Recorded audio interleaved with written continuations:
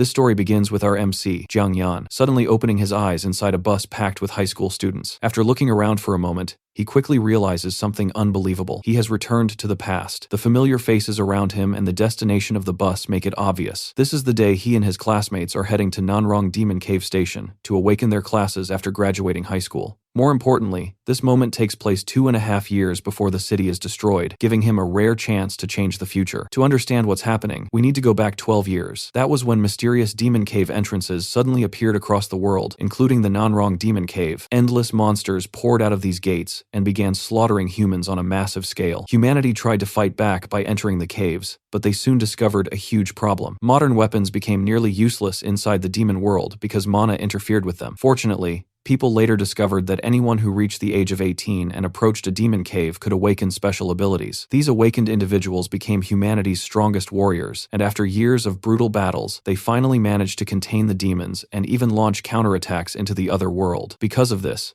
society completely changed. Every 18-year-old graduate now visits a demon cave to awaken a class. These classes are divided into 3 categories: combat, support, and craft. Combat classes are considered the strongest and receive the most respect. Support classes come right behind them, while craft classes sit at the bottom and are constantly looked down upon. In his previous life, Yan awakened an F-rank craft class, making him seem completely ordinary and worthless in the eyes of most people. However, his class came with a hidden trump card. Alongside it, he awakened a divine tier skill called Modify. This absurdly powerful ability allowed him to change a single character in the name of a skill or item, completely altering its effects. Something worthless could become priceless, while something powerful could become useless. The moment influential people discovered this ability, they immediately took him under their control and forced him to use it for their benefit. Through Yan's power, countless useless items and weak abilities were transformed into valuable treasures. But the more they relied on him, the more they feared him. Someone with the power to alter skills and equipment was simply too dangerous to leave unchecked. Because of that, they restricted his freedom, controlled his growth, and kept him under constant watch. For years, Yan was treated less like a person and more like a tool that powerful figures could use whenever they wanted. Everything came crashing down one night when a level 96 dragon-type monster suddenly emerged from Nanrong Demon Cave. It was an event that had never happened before. By then, Yan had finally reached level 70 and entered the ranks of humanity's strongest experts, yet the timing felt suspicious. Deep inside, he believed someone had deliberately used the monster to eliminate him because they could no longer keep him under control. Before dying,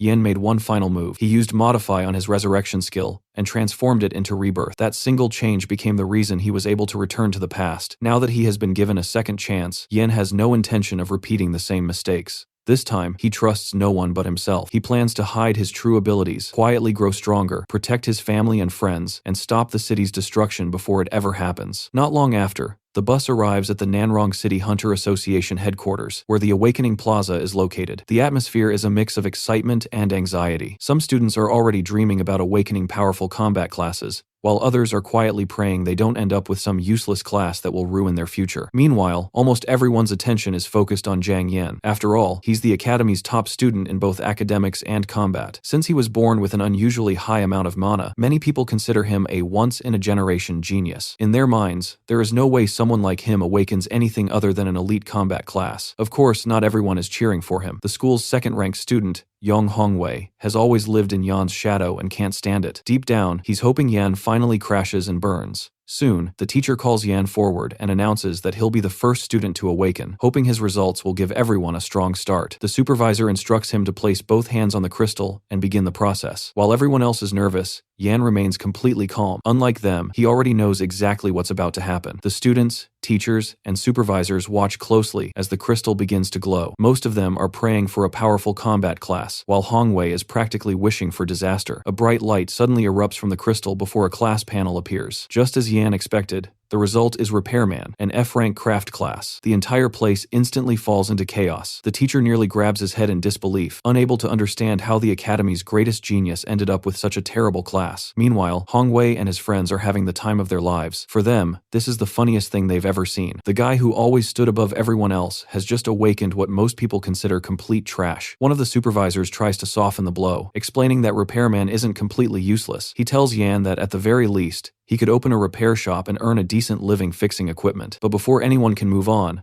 the crystal suddenly starts reacting again. The unexpected reaction immediately grabs everyone's attention because it means Yan is awakening a second class. The teacher becomes excited and explains how incredibly rare dual-class awakenings are. People who awaken 2 classes are often considered geniuses among geniuses. Instantly, everyone starts hoping the second class will redeem the first disaster. Unfortunately, fate decides to troll them one more time. Moments later, the second class appears, and it's Farmer. Not only is it another craft class, but it's also an F-rank class just like Repairman. The entire crowd freezes. Even the people trying to support Yan don't know what to say anymore. Hong Wei almost collapses from laughing because this outcome is somehow even worse than he imagined. Within seconds, everyone labels Yan a complete failure. Pity, sympathy, and disappointment start flying around from every direction as if his future has already been decided. What nobody realizes is that Yan is secretly celebrating. He couldn't care less about how bad the classes look because the real treasure is hidden in their innate skills. The Repairman class comes with Modify, his absurdly broken divine tier ability. This skill allows him to change a single character in the name of a skill, item, or piece of equipment, completely altering what it becomes. If the target belongs to Yan himself, the modification succeeds with a perfect success rate. The Farmer class comes with Growth, a skill that increases plant growth speed by 10%, while also possessing the ability to revive a target, including Yan himself, and fully heal all injuries, though it can't restore spent mana. While everyone else sees 2 worthless F-rank classes, Yan sees endless potential. He already knows these abilities can become his greatest weapons if used correctly. Looking at the newly updated student rankings, he quietly makes a promise to himself. This time, he'll claim first place on every list and take every resource available. More importantly, he'll become strong enough that nobody can control him again. The people around him may be laughing at his F-rank classes today, but before long, he'll show them exactly why they should be terrified of them. After the awakening ceremony, Yan heads toward the beginner training base,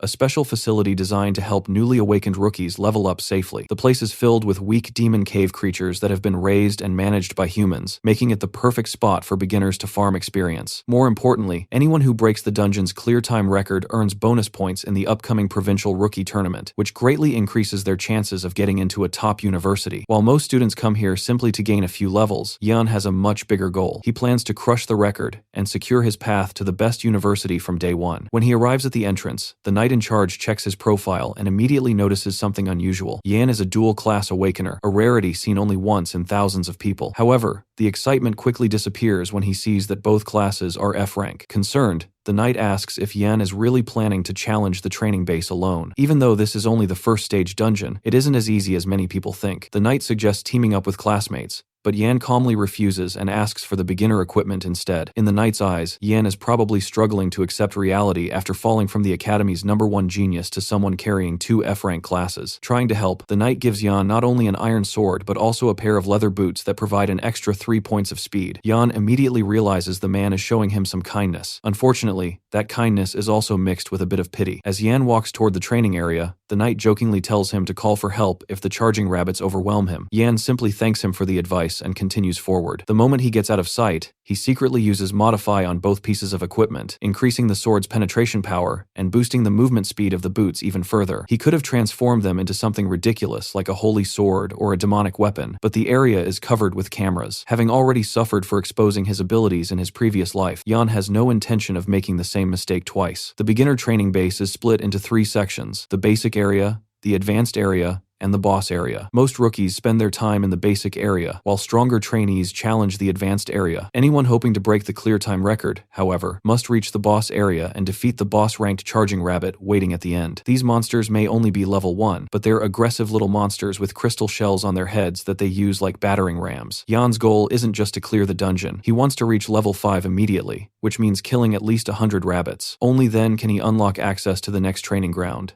the Cyclone Wolf Base, a place considered a complete nightmare for beginners, but a perfect leveling spot for someone like him. As soon as the rabbits begin rushing toward him, Yan charges forward without hesitation. One rabbit falls, then another, and then another. The monsters barely stand a chance against him. With every kill, experience points pour in, and Yan quickly realizes things are going even better than expected. In fact, he starts thinking that he might be able to push all the way to level 10 inches a single run. Reaching level 10 would allow him to unlock another skill, one that could help him create extremely powerful monsters in the future. For Yan, This training base isn't just a leveling zone, it's the first step toward becoming powerful enough that nobody can ever control him again. While casually cutting through rabbits, Yan remembers that Hongwei should be awakening his class around this time. Knowing Hongwei's personality, he is absolutely certain the guy will come looking for him the moment he gets a chance. Back at the Awakening Plaza, Hongwei steps onto the platform and prays for a class stronger than Yan's. This time, luck finally smiles on him. The crystal erupts with energy, and he awakens an A-rank combat class called Berserker. Hongwei nearly explodes from excitement. After years of living in Yan's shadow, he finally believes he has surpassed him. His followers immediately start hyping him up, declaring that the former number 2 has officially become number 1. Since Yan isn't around, they convince themselves that he ran off to hide after learning about Hongwei's awakening. One of Hongwei's lackeys mentions seeing Yan head toward the beginner training base, and Hongwei instantly decides to go find him. Officially, they're going there to help a struggling classmate. Unofficially, they're going to laugh in his face and rub their success all over him. The teacher sees right through their excuse and can only sigh. More than anyone else, he knows how hard Yan has worked over the years. He has watched him study late into the night, train until exhaustion, and endure the maximum pain settings in the mana training room without making a single sound. The teacher simply cannot understand how someone with that level of determination ended up awakening 2 seemingly useless F-rank classes. However, not everyone has given up on Yan. Among the crowd is a purple-haired student named Wang Qingfeng. Unlike Hongwei, Qingfeng doesn't believe Yan's story is over. Ranked just behind Yan in both academics and combat, he has always considered him a rival worth respecting. Ever since watching Yan's determination during their first-year finals, Qingfeng has admired his relentless mindset, so when he hears that Hongwei is heading to the training base, he decides to follow along. Not because he wants to mock Yan, but because if anyone is going to mess with his rival, it certainly won't be Hongwei. In fact, Qingfeng is already prepared to throw hands if Hongwei tries anything stupid. Meanwhile, inside the training base, Yan has already slaughtered more than 100 charging rabbits. The experience points are great, but his body is paying a heavy price for it. After all, he's still a rookie with a weak physique. Even so, Yan isn't worried. At this point,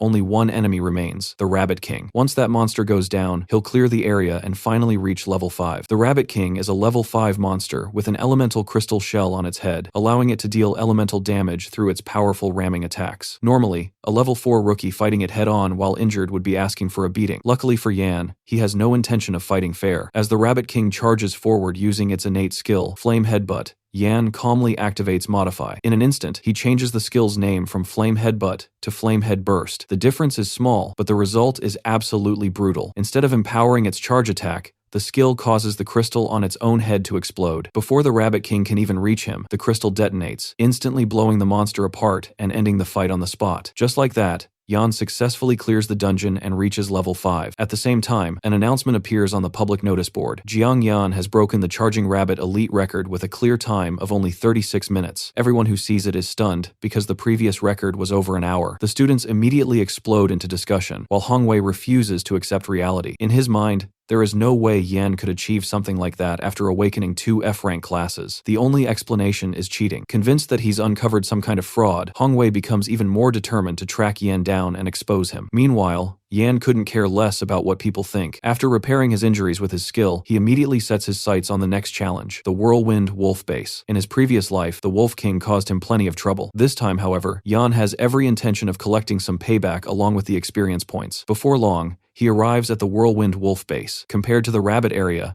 this place is on a completely different level. The regular wolves range from levels 6 to 9, while the Wolf King sits at level 10. Most freshmen at this point are only between levels 1 and 5, meaning entering this place alone is practically suicide. That's exactly why the rewards are so valuable. Anyone capable of clearing the base gains an enormous amount of experience. Yan knows that if he defeats the Wolf King, he can jump straight to level 10 inches one shot. For ordinary rookies, reaching level 10 could take around 10 days of grinding. Clearing this base once can accomplish the same thing instantly. More importantly, level 10 unlocks a second innate skill and grants permission to train independently in the wilderness. Both are critical steps on Yan's path to becoming stronger. At the entrance, he encounters a knight who is the complete opposite of the previous one. This guy doesn't bother hiding his contempt. After looking at Yan's profile, he asks if he's seriously planning to challenge the base alone. The knight points out that even talented freshmen around levels 8 and 9 usually enter with full 6-person teams. He even brings up a former genius who awakened an A-rank class and attempted a solo run, only to get injured so badly that he couldn't even participate in the college entrance exams. In the knight's eyes, if that genius failed, someone with 2 F-rank classes doesn't stand a chance. Yan simply thanks him for the warning and keeps walking. The knight immediately makes it clear that he wasn't actually concerned.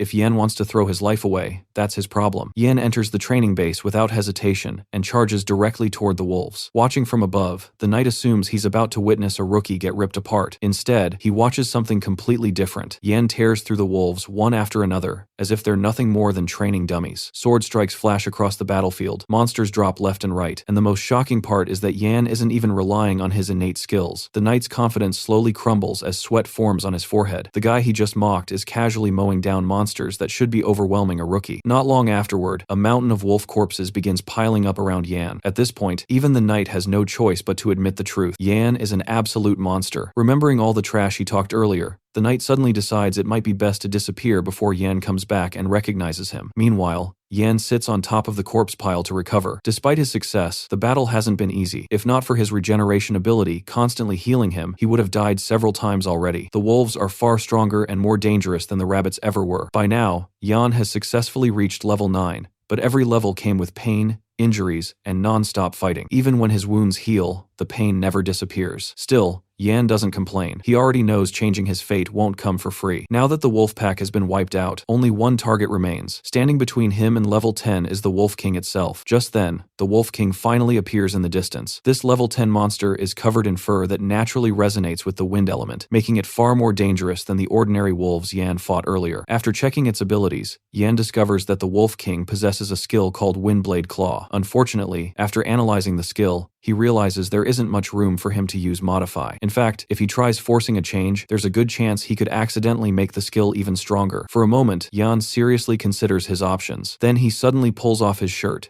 revealing the physique he built through years of brutal training, and decides that if tricks won't work, he'll settle this the old-fashioned way. After all, aside from his skills, he's still the #1 student in both academics and combat. Without wasting another second, Yan charges straight at the Wolf King, ready to prove exactly why he earned that title. Meanwhile, Hong Wei and his group are having a much rougher time. Their attempt at conquering the Charging Rabbit training base ended in complete disaster. They barely escaped with their lives, and only survived because they requested emergency assistance. The knight in charge immediately scolds them for recklessly entering the advanced area when they should have been training in the basic zone like normal rookies. Deep down, Hong Wei is furious. Even with an entire party backing him up, he couldn't reach the boss area. Yet somehow, Yan not only cleared it, but also set a record. No matter how much he thinks about it, he refuses to believe it happened legitimately. Convinced that Yan cheated somehow, Hong Wei vents his frustration by slamming a fist into one of his unfortunate lackeys. As if that humiliation wasn't enough, the public notice board suddenly lights up once again. A new announcement appears, informing everyone that the Whirlwind Wolves training base has been cleared in a record time of 58 minutes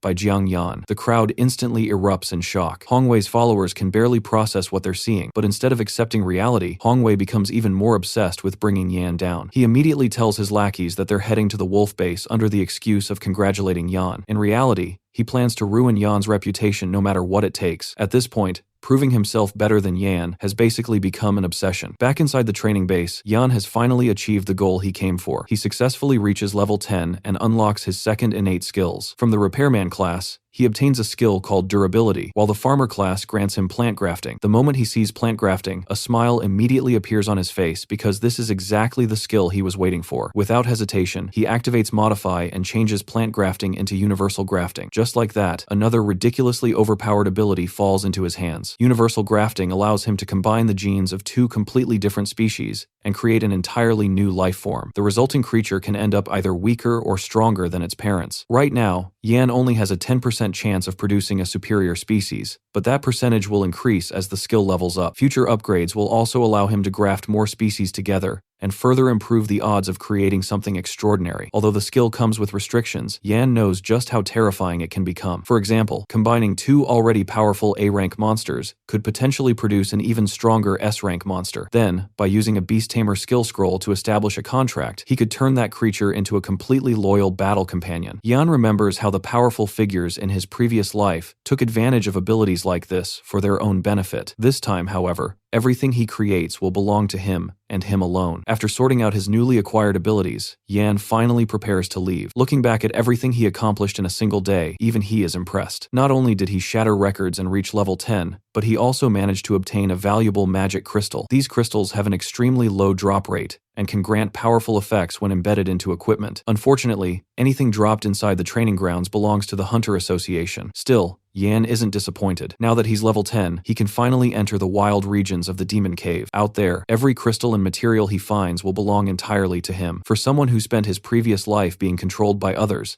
the thought of finally becoming financially independent feels pretty damn good. Unfortunately, reality quickly reminds him that he still has problems. The claw wound on his chest suddenly flares up with intense pain. Since the injury isn't serious enough to kill him, his regeneration ability refuses to activate. To make matters worse, he doesn't have enough money to receive proper treatment at a hospital. After thinking it through, Yan arrives at a ridiculous but practical solution. The easiest way to fully heal would be to kill himself and trigger his revival ability. The problem is that doing something like that in front of the knights would immediately attract suspicion. As a result, he decides he simply needs to find a quiet location where nobody can see him before carrying out his rather insane healing plan. With that in mind, Yan puts his shirt back on and heads toward the exit. However, the moment he steps outside, he freezes. Instead of finding a quiet path, he finds a massive crowd waiting for him. Students from all over have gathered after hearing about his record-breaking achievements. Even upperclassmen have shown up to see the guy who shattered the training base records. The peaceful escape Yan was hoping for has clearly gone straight out the window. Seeing the massive crowd gathered outside,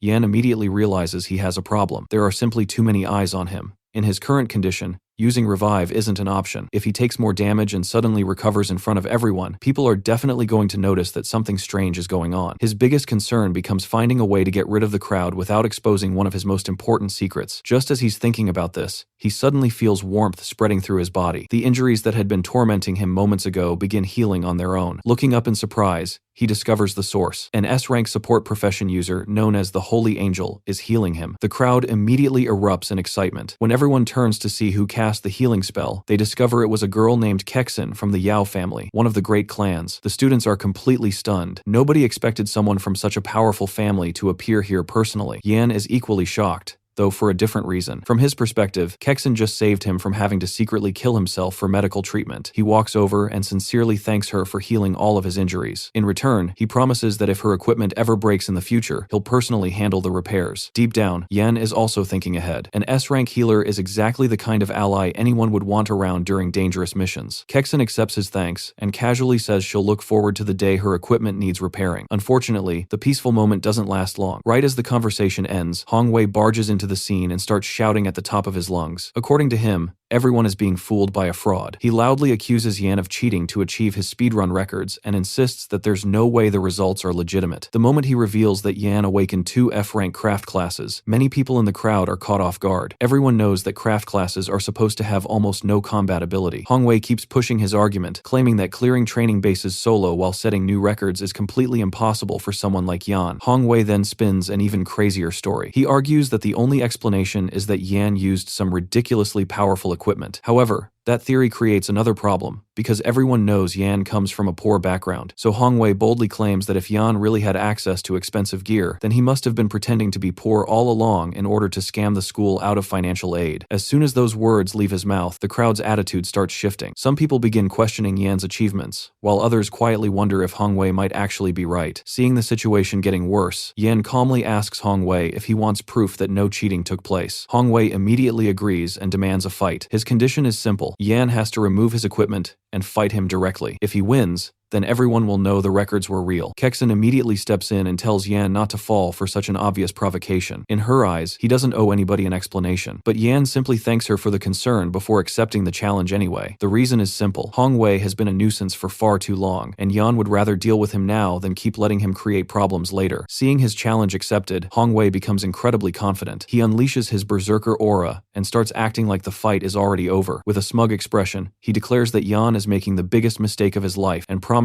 to knock all of his teeth out. Moments later, he activates the Berserker skill itself. The ability consumes 1% of his health every minute, while boosting his battle lust and increasing his strength, agility, and defense by 30%. Yan can't help but find the whole thing amusing. He teases Hongwei, saying that he certainly talks a lot for someone who's about to embarrass himself. He even wonders whether Hongwei can keep up that confidence for a full minute. Deep down, Yan finds it ridiculous that Hongwei believes an A-rank class automatically guarantees victory. As he takes up a fighting stance, Yan prepares to teach him a lesson he's needed for years. True strength doesn't come from a class ranking alone. It comes from the person using it. At the same time, Yan is relieved that he restored all of his modified equipment back to normal before leaving the training grounds. That means nobody can inspect his gear, and discover anything suspicious. To make things even clearer, Yan removes the leather boots he was given and stands there without a single piece of equipment on him. Hongwei sees this and becomes even more excited, convinced the advantage now belongs entirely to him. Without wasting any time, he rushes forward and throws a punch straight at Yan's head. To his shock, Yan effortlessly dodges it. Hongwei refuses to accept what just happened and immediately launches another attack, then another, and then another. Soon he's throwing punches non-stop, desperately trying to land even a single hit. The problem is that every strike looks painfully slow in Yan's eyes. He casually slips past each attack, as if he's been watching them in slow motion. While dodging, Yan admits that the A-rank Berserker class is definitely impressive. However, he points out one very important detail. An attack only matters if it actually connects. Swinging wildly without thinking is nothing more than a waste of stamina. Yan then reminds Hongwei that they've spent the last 3 years together. During that entire time, Yan has already figured out exactly how Hongwei fights. Meanwhile, Hongwei has never once managed to understand Yan's style. Before Hongwei can process those words,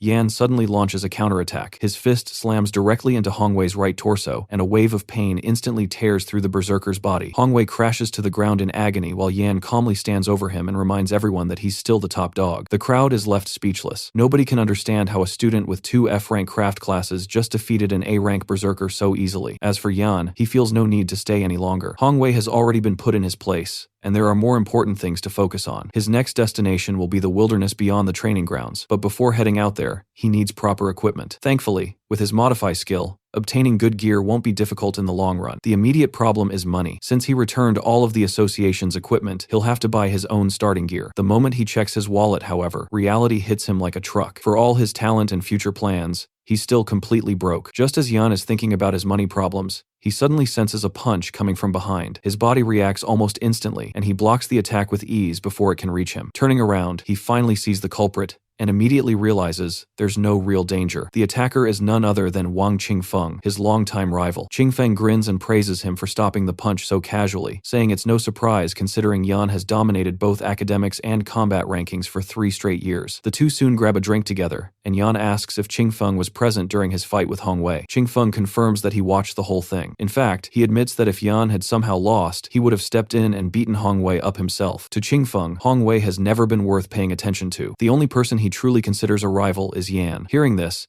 Yan brings up something that's been bothering him for years. During the first-year finals, Qingfeng suddenly surrendered, and since then, he has continued giving up whenever they ended up facing each other. Yan points out that he knows exactly why Qingfeng does it. According to Yan, Qingfeng has been intentionally handing him the top scholarship every year. As the son of a wealthy family, Qingfeng doesn't need the scholarship money, while Yan desperately does. Qingfeng immediately tries to deny it, and jokingly claims that he only surrendered because Yan's eyes looked too scary back then. Yan obviously doesn't buy that excuse for even a second. Since the topic is already on the table, he decides to ask a more important question. If the two of them meet during this year's National Rookie Tournament, is Qingfeng planning to surrender again? This time, Qingfeng's answer comes without hesitation. Absolutely not. He promises that if they face each other at the tournament, he'll fight with everything he's got. No holding back, no surrendering, and no freebies. Hearing that, Yan smiles and raises his drink. The two rivals make a toast, both looking forward to finally settling things properly on equal footing. It is one of those rare moments where neither of them needs to say much, because they already understand each other perfectly. Right after that, Qingfeng suddenly tosses a card toward Yan. When Yan catches it, he discovers that it contains 2,000 credits. Qingfeng casually explains that he wants to purchase Yan's Whirlwind Wolf speedrun strategy. Before leaving, he reminds Yan to send the strategy over as soon as possible. Yan agrees, without any complaints. Once Qingfeng leaves, Yan lets out a sigh of relief. He knows this was Qingfeng's way of helping him without making it obvious, and deep down, Yan feels like he owes him one. Still, at least his biggest problem has been temporarily solved. For the first time all day, he actually has some money in his pocket. Now, carrying 2,000 credits, Yan immediately heads toward the stalls to see what he can find. Before long, he arrives at the cheapest black market he knows. Most people don't expect to find anything valuable there, because nearly everything sold in the area is basic equipment. However, Yan knows from experience that hidden treasures occasionally slip through the cracks. He starts browsing the stalls, until one particular weapon catches his attention. Displayed proudly on a merchant stand is a demon shade saber, embedded with a whirlwind wolf magic crystal. The seller quickly explains the weapon's background. The saber is E+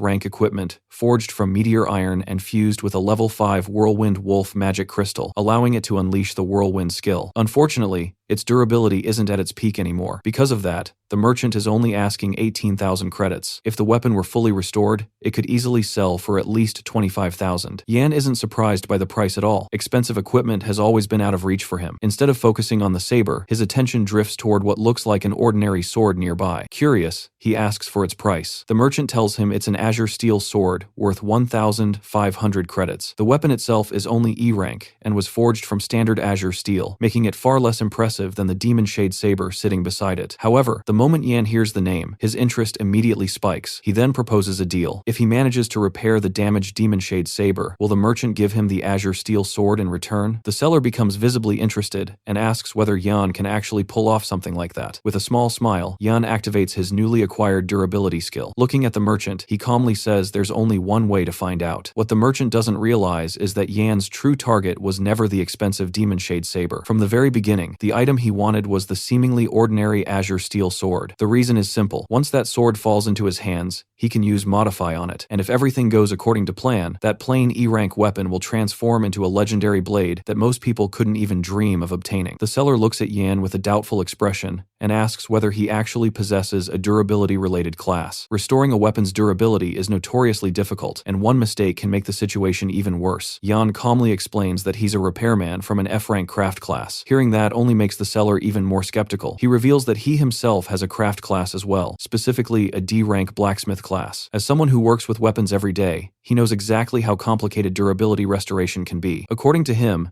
even with his superior class, he still can't guarantee that he could successfully restore the demon shade saber. Since Yan is still a student, the seller decides to give him some advice before letting him proceed. He explains that once a weapon's durability reaches 0, it is effectively destroyed. Repairing it with a durability skill isn't as simple as patching cracks. The user has to sense the weapon's internal structure, understand the flow of magic within it, and then reconstruct everything from the inside out. If the process fails, the weapon's durability won't improve. Instead, it will drop even further. The seller then makes the stakes very clear. If Yan messes this up, he'll owe him 18,000 credits. It is a warning that would make most people immediately back away from the deal. Interestingly, Kexon is also wandering around the market at this time, and she quietly watches the entire exchange unfold. She understands that the seller isn't exaggerating. In her family's guild, even experienced B-rank professionals struggle when it comes to restoring damaged weapons. For most people, what Yan is attempting would be considered reckless, but Yan himself couldn't be more relaxed. In his previous life, he spent years repairing equipment for some of the strongest individuals in the world. The weapons and artifacts they handed him were often A-rank or even S-rank treasures. Compared to those, fixing a damaged E+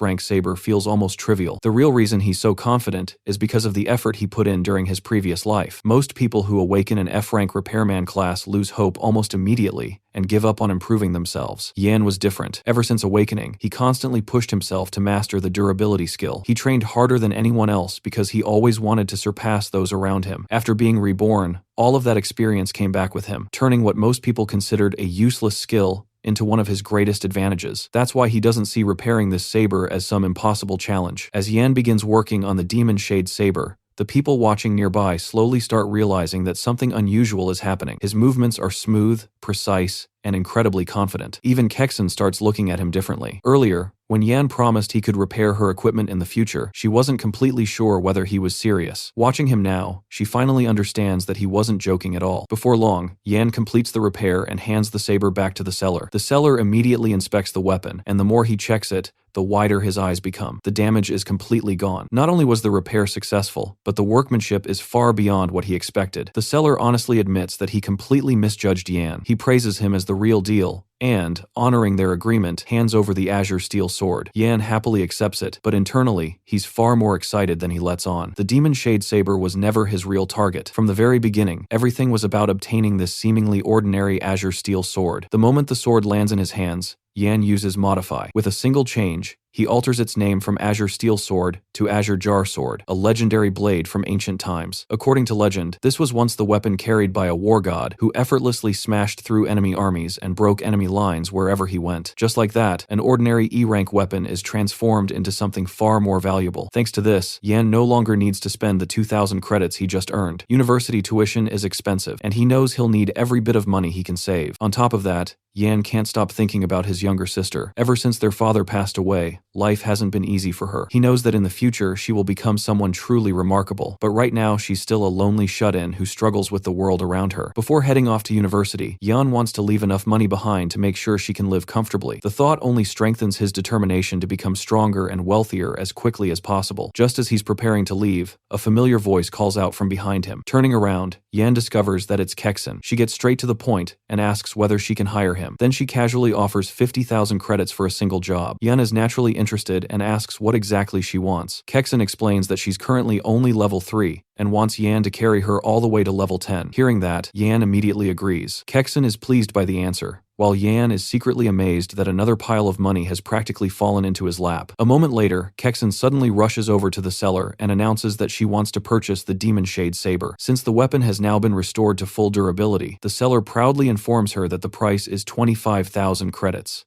Without hesitation, Kexin pulls out the money directly from a storage ring. The seller nearly loses his mind on the spot. Anyone carrying that kind of cash around so casually is clearly from an absurdly wealthy family. He immediately completes the transaction and hands over the weapon. Meanwhile, Yan is already considering how useful Kexin's support abilities will be for his future plans. Just then, Kexin walks back toward him and does something completely unexpected. She holds out the newly purchased Demon Shade Saber and tells him that it's a gift to celebrate their first meeting. Before Yan can even think about refusing, she firmly tells him not to return it. Yan is genuinely stunned. He never imagined she'd spend 25,000 credits on a weapon, only to hand it over moments later. In that instant, Yan realizes that Kexin isn't just wealthy, she's also incredibly generous and well-mannered. He gratefully accepts the gift and thanks her sincerely. As for Kexin, she simply has a feeling that Yan is destined for greatness. In her eyes, helping him now is an investment that will pay off in the future. With their business settled and their partnership officially beginning, Yan suggests that they stop wasting time and head straight to the rookie training grounds. A short while later, Yan and Kexin arrive at the Charging Beast training grounds. Equipped with his new weapons, Yan tears through the monsters like they're made of paper, while Kexin stays behind him, providing support and healing whenever necessary. The combination turns out to be ridiculously effective. Not only does Kexin level up rapidly, but the two of them also manage to set a brand new clear time record for the entire training ground. As if that wasn't impressive enough, they head over to the Whirlwind Wolf base afterward and break that record too. News spreads quickly, and people are left completely stunned. The shock only grows when everyone learns that Yan's partner is Kexin from the Yao family. After all, her father is the chairman of the Dali Merchant Guild, one of the top 10 trading houses in the nation. By the time Kexin reaches level 9, exhaustion is starting to catch up with her. She suggests taking a break, but Yan tells her to rest while walking instead. According to him, her current stats are more than enough to keep going. Rather than getting discouraged, Kexin becomes even more motivated. She admits that she wants to keep pushing herself just like Yan. After all, she awakened an S-rank support class, and she doesn't want to waste that talent. Meanwhile, Yan has already climbed all the way to level 13. Looking ahead, he announces their next destination, the Netherflame Boar Base, the only rookie training ground officially rated as S-level danger. When they arrive, the knight guarding the entrance immediately recognizes Yan. He knows all about the records Yan has been breaking and warns him that this dungeon is on an entirely different level. The Netherflame Boar King is far more dangerous than the Charging Rabbit King or the Whirlwind Wolf King. Most rookies wouldn't even think about entering. Yan, however, remains completely unfazed. He simply replies that greater risks bring greater rewards. In his eyes, anyone who refuses to take risks will never reach greater heights. The truth is that Yan isn't nearly as worried as he sounds, because he has Kexin beside him. Having an S-rank support class backing him up changes everything. Seeing that Yan has already made up his mind, the knight reluctantly allows them to enter and wishes them luck. Yan gladly accepts, because he knows they're definitely going to need some. After walking deeper into the dungeon, Kexin starts getting confused. There isn't a single monster in sight. Yan explains that this dungeon is different from the previous ones. There are no ordinary monsters here at all. The entire dungeon contains only one enemy, the boss itself. The moment Kexin hears that, she nearly panics. Before she can ask any more questions, a gigantic figure appears in the distance. The sight alone almost makes her pass out. Meanwhile, Yan's eyes practically light up. He immediately draws both of his swords because, for the first time today, he's looking at an opponent that actually seems challenging. The monster standing before them is the level 15 Spectral Wild Boar King. It's a terrifying magical beast from the Demon Caves that possesses a violent temperament and a skill called Ghost Flame Charge. Ghostly flames flow continuously from its body, generating temperatures of nearly 200 degrees Celsius. As the monster approaches, Yan orders Kexin to keep Holy Light active on him so he can maintain his HP throughout the battle. Kexin immediately activates her Holy Angel skills, and with her support in place, Yan charges forward. His plan is simple. Against a monster this dangerous, striking first is the safest option. Leaping into the air, Yan attempts to use gravity and rotational force to deliver a powerful slash to the boar's neck. On paper, it looks like a brilliant opening move. Unfortunately, the Boar King isn't nearly as dumb as the previous bosses. At the last second, it jumps and blocks the attack with its tusks. The failed attack immediately tells Yan something important. This boss is significantly smarter than the others. Realizing that the same trick won't work twice, he abandons the strategy. Instead, he decides to make use of the opportunity to secretly activate Modify while he's airborne. More importantly, he wants to do it where Kexen can't easily see what he's doing. Using Modify,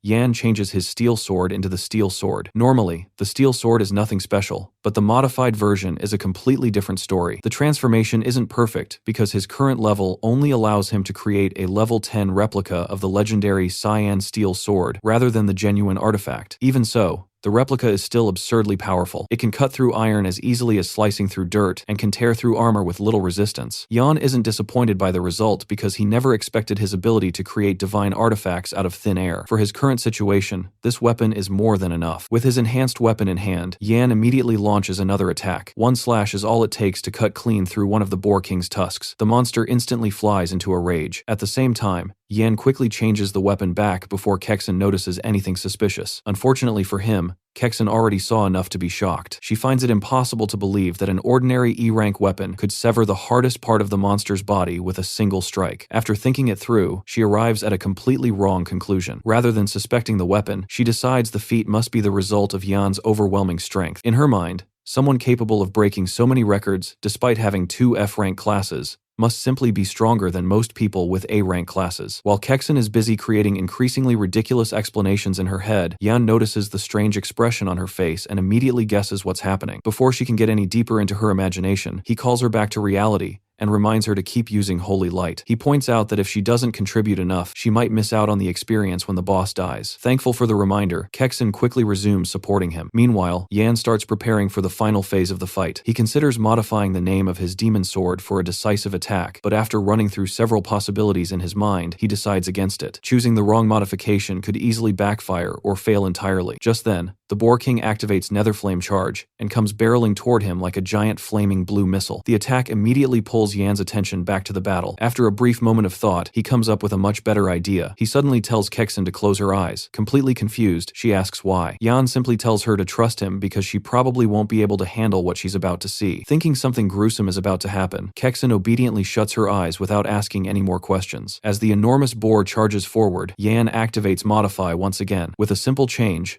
Netherflame Charge becomes Netherflame Drift. The effect is immediate and absolutely ridiculous. Instead of charging forward at terrifying speed, the Boar King suddenly begins drifting slowly through the air, like it has forgotten how movement works. Even the monster itself seems confused by what just happened. Yan can't help but appreciate the absurdity of the situation before deciding to finish things. He charges forward, modifies the Azure Sword into the legendary Azure Jar Sword mid-attack, and delivers a devastating slash directly across the monster's neck. The strike instantly ends the battle. A system notification immediately appears, announcing the death of the Boar King and rewarding Yan with a massive amount of experience. Thanks to defeating the strongest rookie boss monster, Yan jumps from level 13 all the way to level 15. Even he is surprised by gaining 2 levels at once. Meanwhile, Kexen is still standing there with her eyes tightly shut. When the reward notifications start flooding in, she discovers that she has jumped all the way to level 12, gaining 3 levels in one go. The sudden increase leaves her completely stunned and wondering whether Yan actually managed to defeat the monster. After changing his weapon back to normal, Yan walks over to her. He originally told Kexen to close her eyes so she wouldn't discover the truth behind his abilities, but he's honestly impressed that she listened without hesitation. In fact, the more he thinks about it, the more he realizes she's practically the perfect teammate. She's obedient, incredibly rich, possesses an S-rank healing class, and doesn't ask too many questions. Yan is already considering bringing her along whenever future dungeons require party members. A few minutes later, he tells Kexen that she can open her eyes. The moment she does, she sees the massive corpse of the Boar King lying on the ground and freezes in disbelief. She genuinely can't comprehend how Yan managed to defeat such a terrifying monster almost entirely by himself. As Yan prepares to leave, Kexen quietly watches him with admiration. In her eyes, he's not only talented, but also reliable and trustworthy. Before he can walk away, Kexen stops him and hands over his payment. Then she surprises him again by including a bonus gift. Yan's eyes widen the moment he sees what it is: a storage ring. These rings are incredibly valuable because they're made from crystals containing permanent spatial magic. They completely ignore normal physical limitations and can store huge amounts of items. Even the smallest storage rings sell for hundreds of thousands of credits. Realizing how expensive the gift is, Yan immediately tries to refuse it. Kexen, however, insists. She points out that Yan helped her gain 2 extra levels beyond their original agreement, so she considers the gift justified. More importantly, she believes someone with Yan's talent will benefit from it far more than she will. After thinking about it carefully, Yan realizes she's right. He plans to head into the wild regions of the Demon Cave soon, and a storage ring will be invaluable for carrying loot and materials. In the end, he accepts the gift. In return, he promises that if Kexen ever needs his help in the future, he'll do whatever he can as long as it doesn't violate his principles. Satisfied with the arrangement, the two finish their business and finally head out together. Meanwhile, outside the training grounds, discussions about the freshman rankings are spreading everywhere. People are surprised to discover that the gap between the top contenders is incredibly small. The reason is simple. This year's batch of rookies is stacked with talent. Nanrong City produced an unusual number of A-rank and S-rank combat classes, and many people are already calling it one of the strongest generations in years. The biggest source of attention is Nanrong 7th High, where rumors claim that 3 separate S-rank combat classes awakened in the same year. Just hearing that is enough to make people realize how fierce the competition is going to be. Not long afterward, Yan and Kexen arrive to check the rankings themselves. Although Yan is currently sitting at number 1, he isn't celebrating too early. He knows that several monsters are right behind him and that they'll probably catch up sooner rather than later. The first is Li Yufeng, the top student of Nanrong 3rd High in both academics and combat. He awakened an S-rank Sword Saint class and is considered nearly unbeatable in close-range combat. The second is Zhang Hong, the number 1 martial artist from Nanrong 9th High, who awakened the A-rank Blazing Fistmaster class. His offensive power is terrifying. The third is Lu Yuan, an S-rank Gale assassin whose class specializes in high-speed movement, elemental abilities, and deadly ambushes. Looking at those names, Yan can't help but remember his previous life. Every single one of these people went on to become famous geniuses with brilliant careers. They were the kind of talents everyone talked about. This time, however, Yan has no intention of standing behind them. His goal is to surpass every one of them and claim the number 1 position among Nanrong City's top 100 freshmen. He knows that sooner or later, these people will become his rivals. Instead of feeling intimidated though, Yan is actually looking forward to facing them. The stronger the competition, the more satisfying it will be when he stands at the top. For now, however, rankings can wait. The person occupying Yan's thoughts is his younger sister. In his previous life, shortly after awakening his overpowered abilities, he was taken away and treated like a tool by powerful people. Because of that, he never got to return home. Everything he learned about his sister afterward came through secondhand information. They never saw each other again. He does remember, however, that she eventually awakened an A-rank combat class and became someone extraordinary. Thinking about all the years they lost fills him with regret. This time, Yan is determined to protect her and make up for everything he couldn't do before. After saying goodbye to Kexen, who reminds him to include her in future dungeon runs, Yan finally heads home. The moment he arrives, a flood of memories hits him. This is the place he once took for granted, yet after being taken away in his previous life, he never stepped inside it again. Upon entering, he is greeted by his younger sister, Yao. She invites him to eat, and Yan quietly observes her. Right now, she's only 15 years old and still in 9th grade. Ever since their parents died in a demon cave 3 years ago, she has become painfully shy and withdrawn. Before that tragedy, she had been cheerful, energetic, and full of life. Losing their parents changed everything. While they eat together, Yao suddenly drops a bombshell. She calmly announces that she plans to quit school. The statement immediately catches Yan off guard. He knows exactly how talented she is. She's at the top of her grade in both academics and combat, so dropping out makes absolutely no sense. The high school entrance exams are approaching, and with her results, she should have a bright future ahead of her. Unable to understand her decision, Yan asks why she would even consider such a thing. Yao explains that she doesn't think she can achieve great things the way Yan can. She has been paying attention to the city rankings and saw that her brother is already among the top students. In her eyes, Yan works harder than anyone and is destined to become someone important in the future. She even believes that he'll eventually become the kind of person who protects the world. The problem is that she doesn't view herself the same way. Despite having incredible grades and talent, her confidence has been shattered over the years. She quietly says that she'd rather start working and help cover their living expenses instead. Yan listens to the explanation, but he doesn't buy it for a second. The excuse sounds too convenient. He knows his sister well enough to realize there's another reason behind this sudden decision. Just as he's about to press her further, a familiar visitor walks through the door. The newcomer is Uncle Quan. The moment he notices the tense atmosphere in the room, he hesitates awkwardly before entering. Soon afterward, he starts talking about his struggling business and apologizing for bothering them again. It turns out that Quan owns Aquan Emergency Microloan Company. Over the past 2 years, Yan and Yao have repeatedly borrowed money from his company to survive. Looking at Yao's expression, Yan immediately pieces everything together. Quan must have visited earlier, reminding her about their debt. Combined with seeing Yan's ranking and knowing how expensive college will be, she probably decided to sacrifice her own future to reduce the burden on him. Rather than letting her brother struggle to pay tuition, she was prepared to abandon her education entirely. Realizing this, Yan immediately asks Kwon to calculate exactly how much they owe. After doing the math, Kwon tells him that the total comes to around 43,000 credits before interest. The man clearly feels uncomfortable asking for repayment because he knows how difficult their situation has been, but his own company is also facing problems.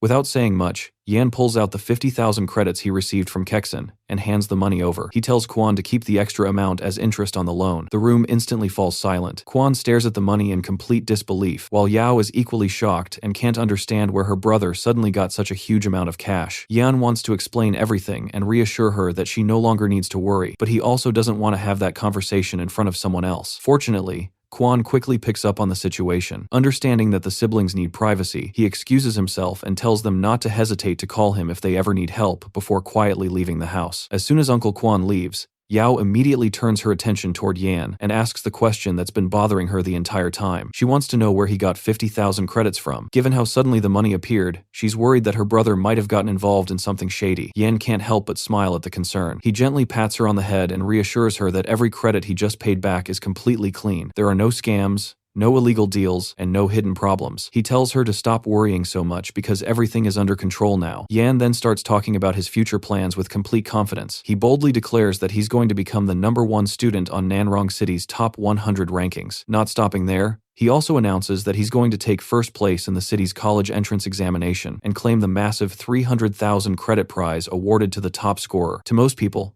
those words would sound incredibly arrogant, but Yao knows her brother better than anyone. Whenever Yan sets a goal for himself, he never treats it as a dream. In his mind, it's already a promise. After that, Yan finally addresses the real issue. He tells Yao that she should never throw away her future because of him. The moment she hears those words, she realizes her brother saw through her excuse immediately. He already figured out the real reason she wanted to quit school. It wasn't because she lacked confidence in herself. It was because she was worried about money. She knew college would be expensive, and after seeing Yan's achievements, she decided she'd rather sacrifice her own future than become another burden on him. Wanting to completely erase those worries, Yan hands her a bank card. He tells her not to concern herself with money anymore, because he already has plenty of ways to earn it. He simply hasn't started using them yet. Then he gives her a challenge instead. He tells her to focus on studying and training as hard as possible. According to Yan, once he reaches the top, everyone's attention will naturally shift toward his little sister. Being related to the strongest student in the city won't make life easier for her. If anything, it will make things harder. The expectations people place on her will become enormous. Yan jokingly warns her that once everyone starts calling her the top dog's little sister, she'll have no choice but to become the strongest student in her own grade. Hearing those words completely breaks Yao's emotional defenses. Her body starts trembling, tears fill her eyes, and before she realizes it, she's already throwing herself into her brother's arms. Through her tears, she promises that she won't embarrass the family, and that she'll work hard too. Seeing her finally let out all the pressure she had been carrying makes Yan feel relieved. This is exactly what he wanted. Unlike his previous life, where he never got the chance to protect her, this time, he can actually be there for her. After comforting Yao, Yan quietly begins planning his next move. He has already solved the immediate money problem, but that's only the beginning. If he truly wants to change his fate and become the strongest, he'll need to grow much faster. That means earning money and gaining levels at the same time. With that goal in mind, he immediately thinks of a place beyond the human-controlled regions inside the Demon Cave. Unlike the beginner training grounds, these areas are far more dangerous, but the rewards are also on a completely different level. The place Yan has his eyes on is Poison Dragon Valley. It's a region famous for being packed with monsters, making it one of the best locations for rapid solo leveling. Of course, the reason most people avoid it is because it's also incredibly dangerous. A single mistake there can easily cost someone their life. For Yan, however,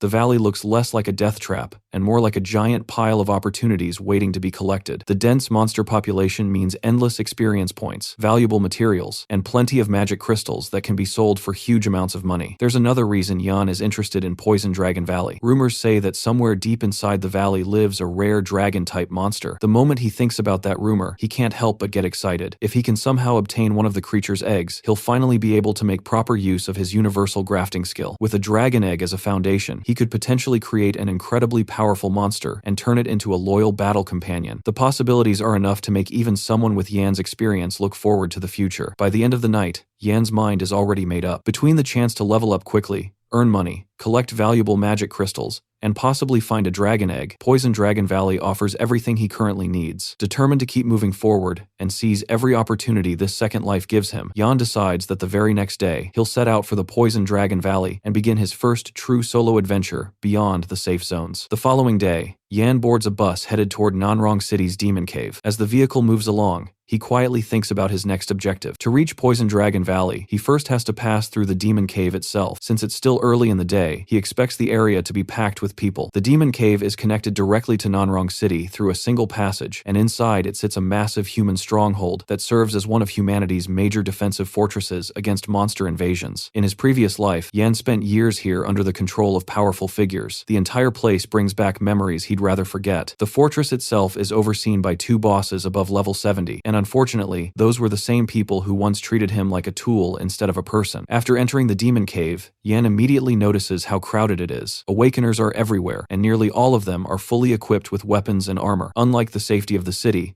people don't take chances here. The moment someone steps into the cave, they prepare for battle because danger can appear at any time. Just by looking around, Yan can tell that most of the equipment being worn costs a fortune. Even so, he isn't particularly impressed. Compared to the storage ring Kexen gifted him, most of this gear looks ordinary. Then again, Kexen belongs to a level of wealth that most people can't even imagine. A while later, Yan arrives at the East Gate, the exit closest to Poison Dragon Valley. Among all the explored regions connected to the Demon Cave, Poison Dragon Valley is considered one of the safer options. Most monsters there range between levels 13 and 18, making it the perfect grinding zone for someone at Yan's current level. However, the moment he presents his identification, the guards immediately start giving him strange looks. After seeing that he's a dual F-rank Awakener, the captain can't help roasting him. The man asks if Yan seriously plans to enter the valley alone with what he calls 2 trash classes. He warns Yan that the rookie training grounds are nothing compared to the true wilderness of the Demon Cave. Yan simply thanks him for the concern and calmly continues walking. Before leaving, he confidently tells the captain that he'll definitely come back alive. The captain, however, genuinely believes the kid is about to throw his life away. Wanting to stop him from making a huge mistake, the man suddenly lunges forward to grab him. To his complete shock, Yan effortlessly slips past him without slowing down. The captain freezes on the spot. He can't believe a supposedly weak dual F-rank Awakener just dodged a level 30 professional like it was nothing. For several seconds, the man is left staring blankly at the direction Yan disappeared. Not long afterward, one of the other guards explains why the captain shouldn't underestimate him. He reveals that Yan is the same freshman who ignored class rankings and shattered multiple rookie records by himself. Not only that, he's also the #1 student in both academics and combat at Nanrong First High, and one of the strongest contenders for this year's college entrance exam champion. Hearing all of that leaves the captain completely speechless. To him, it sounds more like a fairy tale than reality. Even many of the top Awakeners from previous years never pulled off achievements as ridiculous as Yan's.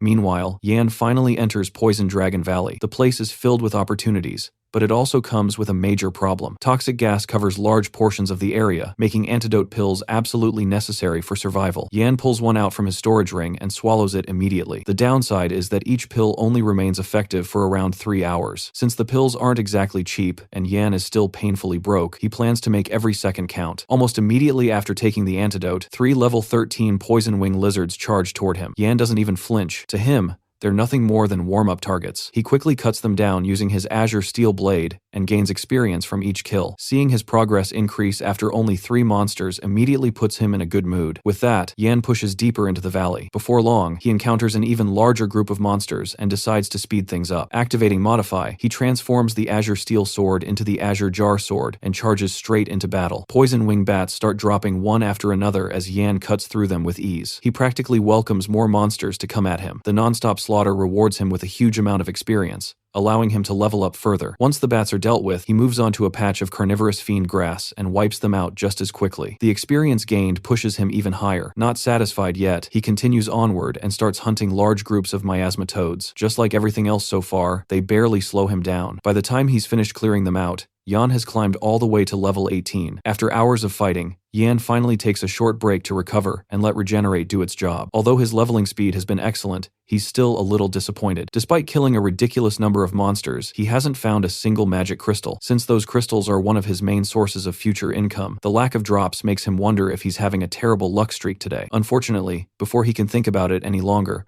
a voice suddenly calls out from behind him, asking if he was the one who killed all the monsters in the area. Turning around, Yan sees two young men walking toward him with the confidence of people who think they own the place. One of them is immediately recognizable. It's Lu Yuan, the famous S-rank Gale assassin from Nanrong 7th High and the young master of the powerful Lu family. The other guy appears to be one of his followers. While Yan is still recognizing Lu Yuan, the lackey impatiently asks his question again and demands an answer. Instead of responding immediately, Yan quietly studies him. The silence stretches on long enough to annoy the guy. Eventually, Yan stands up and calmly asks what exactly the man plans to do if he chooses not to answer. That single response instantly sets the lackey off. The guy starts running his mouth and throwing Lu Yuan's name around, as if that alone should scare people. Before things can escalate further, Lu Yuan steps in and finally speaks. Unlike his companion, he acts surprisingly polite. He reveals that he already knows who Yan is, praises his achievements, and even invites him to join their party. However, Yan doesn't hesitate for even a second. He rejects the offer immediately and starts walking away. From his perspective, there's no reason to split his hard-earned experience and loot with a group of arrogant rich kids, especially when none of them are offering to pay him. The lackey nearly explodes from anger after being ignored like that. Once Yan leaves, he asks Lu Yuan why he stopped him from teaching Yan a lesson. Lu Yuan simply shakes his head and explains that anyone capable of reaching this depth of Poison Dragon Valley alone with 2 F-rank classes clearly isn't ordinary. He admits that Yan probably has some real talent. Still, Lu Yuan isn't planning to let the matter go completely. He tells the lackey to be patient and promises that if they run into Yan again, there will be plenty of opportunities to settle things. Hearing that is enough to make the lackey happy. Convinced that Yan is still nothing more than trash, he starts looking forward to the next time their paths cross.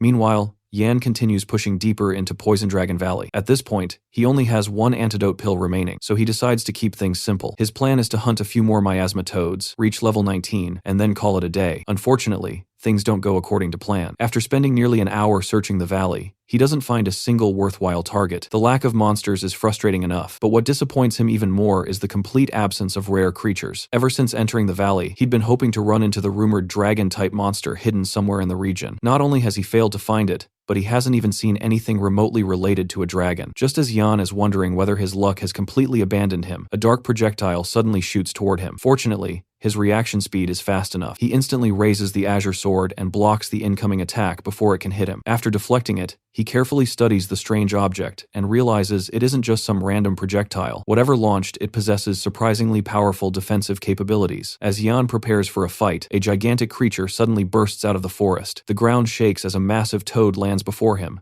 growling like an enraged beast. The monster is the Miasma Toad King, a level 20 boss monster. Its abilities include Mutated Toad Hide, Giant Tongue Bind, and Burst Poison Gland. For most people, running into a level 20 boss while alone in Poison Dragon Valley would be a nightmare. Yan, however, looks more excited than worried. The only thing on his mind is the possibility of finally obtaining a magic crystal. After spending all day farming monsters without a single drop, the appearance of a boss feels like a gift from heaven. Without wasting any time, the Toad King launches its first attack, activating Giant Tongue Bind. It lashes its enormous tongue toward Yan at high speed. The attack is dangerous, but Yan effortlessly dodges it. After watching the monster move, he quickly figures out how he wants to deal with it. Snapping his fingers, he activates Modify and changes Giant Tongue Bind into Giant Tongue Tangle. The effect is immediate. When the Toad King attacks again, its own tongue wraps around itself, nearly choking the giant creature. Taking advantage of the opening, Yan leaps into the air and brings down the azure sword toward the monster's head. Unfortunately, things don't go as smoothly as he hoped. The strike lands, but it fails to deal meaningful damage. Before Yan can follow up, the Toad King activates Mutated Toad Hide. Instantly, its defense skyrockets as its skin becomes nearly impenetrable. To make matters worse, because the boss is a higher level than Yan, the modification effect doesn't last long. Giant Tongue Tangle quickly reverts back into Giant Tongue Bind. Yan clicks his tongue in annoyance. This is one of the biggest weaknesses of Modify. When used on enemies above his level, the duration gets drastically reduced, and sometimes the modification can even fail outright. As the giant tongue comes flying toward him again, Yan realizes he'll need something more extreme to win this fight. Instead of panicking, he decides to take a dangerous gamble. Reaching into his storage ring, he pulls out the Demon Blade. Then he activates Modify and changes it into something far more terrifying, the Demon Fall Sword. This modification essentially summons a demon and merges part of its existence with the blade. The moment the transformation completes, a sinister eye appears above the sword's handle. At the same time, A thunderous voice erupts from the weapon, demanding to know who dared summon it. Yan immediately realizes what he has just unleashed. The weapon has become a Demon King sword. According to the status information, its attributes are completely unknown. However, it contains a fragment of the consciousness of the 7th Demon King, Blood Spirit Sure. The system even warns that the sword is extremely dangerous and should never be used recklessly. Seeing that warning, Yan doesn't waste time admiring his new weapon. He knows this thing is a ticking time bomb. His only option is to kill the Toad King before the situation spirals out of control. Gathering every ounce of strength he has left, Yan swings the sword. The result is absurd. With a single strike, the blade cleanly slices through the Miasma Toad King, instantly killing the level 20 boss. The battle ends in one attack. However, the price is just as brutal. The Demon Fall sword drains nearly all of Yan's stamina, causing him to collapse immediately after the victory. As he struggles to recover, the situation becomes even worse. The eye on the sword suddenly begins glowing, and Shure's consciousness starts trying to seize control of Yan's body. Yan immediately attempts to change the weapon back, but there's a problem. He has no stamina left. Without energy, he can't activate Modify. As he lies there exhausted, the eye of the Demon King locks onto him. Shure is furious that a mere human dared borrow his power. Boasting arrogantly, he declares that even a tiny fraction of his strength is enough to enslave Yan's entire world. He starts talking about conquering humanity and making Yan pay for summoning him. Unfortunately for Shure, Yan isn't some clueless rookie encountering a Demon King for the first time. In fact, Yan was already prepared for this exact situation. Drawing on his experience from his previous life, he forces himself back onto his feet. Then, before Shure can finish his dramatic villain speech, Yan grabs the Azure Sword and smashes the eye embedded in the Demon Fall sword. The attack severs Shure's connection to the weapon instantly. The Demon King is absolutely livid. As his consciousness begins fading away, he screams threats, swears revenge, and describes countless horrible things he plans to do to Yan in the future. Yan, meanwhile, couldn't care less. The moment Shure disappears, the pressure on his body vanishes as well. Letting out a relieved sigh, Yan finally relaxes. The Demon King's invasion attempt has failed, but he still has another problem. He remains too exhausted to activate Modify and return the weapon to its original form. For now, all he can do is rest and recover his stamina before leaving the valley. Thinking back on what happened, Yan remembers a much worse incident from his previous life. Back then, one of his modifications accidentally summoned the 9th Demon King, Thunder Spirit Annihilation. The chaos that followed became so severe that a nation-guarding general above level 80 had to intervene personally. Thankfully, that disaster taught Yan a valuable lesson. The key to suppressing Demon King summons is simple. Their consciousness is tied directly to the weapon, so destroying that connection is the fastest way to shut them down. Thanks to that hard-earned experience, what could have become a catastrophe today ended with nothing more than a very angry Demon King getting sent back where he came from. While waiting for his stamina to recover, Yan finds himself thinking about the terrifying existence he had just encountered. The fragment of the 7th Demon King was powerful enough to nearly take over his body, despite being only a tiny piece of its true self. That leaves Yan wondering where beings like Shure actually come from. Are they native to the Demon Caves, or do they originate from an even more horrifying world beyond them? The more he thinks about it, the less he likes the possible answers. Eventually, his stamina recovers enough for him to activate Modify again, and he immediately changes the Demon Fall sword back into its original form. With that dangerous problem handled, it's finally time to collect his rewards. As he approaches the corpse of the Miasma Toad King, Yan can't help hoping that the boss dropped a magic crystal. Fortunately, luck finally decides to smile on him. Embedded within the corpse is a level 20 boss magic crystal. The moment he sees it, his eyes light up. On the market, a crystal like this is worth at least 100,000 credits. For someone who spent most of his life worrying about money, this is his first truly massive payday. After collecting the crystal, he doesn't stop there. Using his storage ring, he stores the Toad King's corpse along with the remains of all the monsters he killed throughout the day. These monster materials are considered high-quality crafting resources and can be sold for additional profit. Yan already knows he won't be selling any of it through ordinary channels. The regular market always offers terrible prices, especially when dealing with valuable monster materials. Instead, he plans to take everything to the black market, where buyers are willing to pay much more. Once everything is packed away, Yan opens his status screen to check his progress. That's when he notices something unexpected. After killing both the Miasma Toad King and the mysterious entity connected to Shure, he gained enough experience to level up twice in a row. He has now officially reached level 20. The discovery immediately gets his brain working. Yan suspects that the unknown entity listed by the system was actually Shure's consciousness. If that's true, then destroying fragments of Demon Kings grants experience. For a brief moment, he starts imagining how ridiculous this loophole could be. If summoning a Demon King fragment and smashing its consciousness grants free levels, couldn't he repeatedly exploit the trick until reaching absurd heights? The thought of power leveling himself straight to level 100 is definitely tempting. Unfortunately, the risks are just as insane. One mistake could unleash a catastrophe powerful enough to destroy the city and force him to relive another nightmare. After considering the consequences, Yan wisely decides that some shortcuts simply aren't worth the gamble. Moving on, he checks the new abilities he received from reaching level 20. Every 10 levels grants a new innate skill, and this time his repairman class provides a skill called Dismantle. The ability allows him to dismantle items below level 10 and recover various materials from them. On top of that, there's a 10% chance of triggering a critical reward effect, which doubles the materials obtained. Yan immediately recognizes the value of this skill. In his eyes, Dismantle is practically a money-printing machine. His farmer class also grants a new level 1 talent called Pest Immunity, which protects crops from pests. Although Pest Immunity sounds boring at first glance, Yan knows better than anyone that appearances can be deceiving. Through Modify, the skill can potentially become the divine tier ability Damage Immunity. The problem is that Damage Immunity comes with countless restrictions and limitations, making it unreliable for everyday use. Even so, Yan doesn't underestimate it. When things go truly wrong, a life-saving trump card like that can mean the difference between survival and death. Overall, he's extremely satisfied with his new gains, and feels that today's trip has already exceeded expectations. With everything settled, Yan finally begins making his way out of Poison Dragon Valley. However, before he gets very far, he notices someone waiting for him on top of a tree. The person is none other than Lu Yuan's arrogant lackey, Lu Tao. The moment Yan spots him, he stops walking and wonders what kind of stupidity is about to happen. Lu Tao, a level 17 assassin with a B-rank combat class, twirls his dagger around and smugly reveals that he's been waiting here specifically for Yan. Without wasting another second,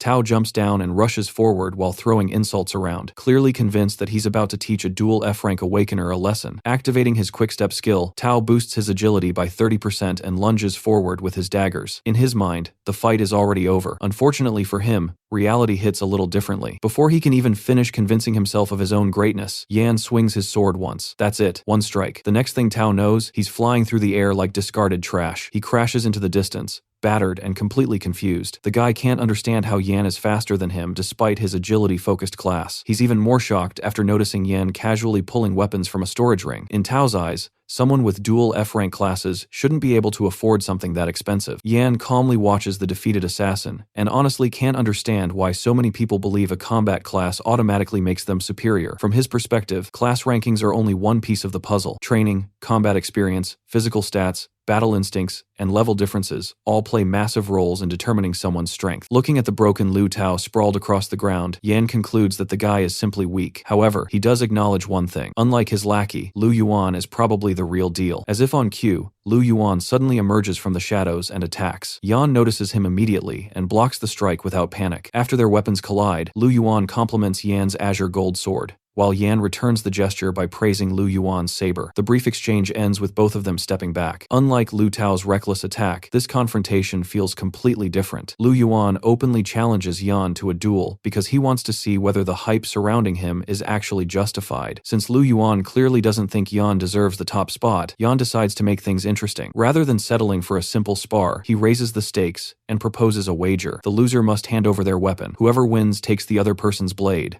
Lu Yuan agrees instantly, without the slightest hesitation. The confidence of an S-rank Gale assassin practically radiates off him. The moment the bet is set, he explodes forward at full speed. Using Gale Stride, his signature skill, Lu Yuan harnesses the power of wind to increase his agility by a massive 80%. The speed boost is terrifying, and most rookies would probably lose track of him entirely. Yan, however, remains perfectly calm. Instead of feeling pressured, he actually looks excited. Watching Lu Yuan rush toward him, Yan openly admits that he's already looking forward to adding that saber to his collection. After all, from his point of view, this duel is starting to look less like a challenge and more like another opportunity to earn a free weapon from an overly confident opponent.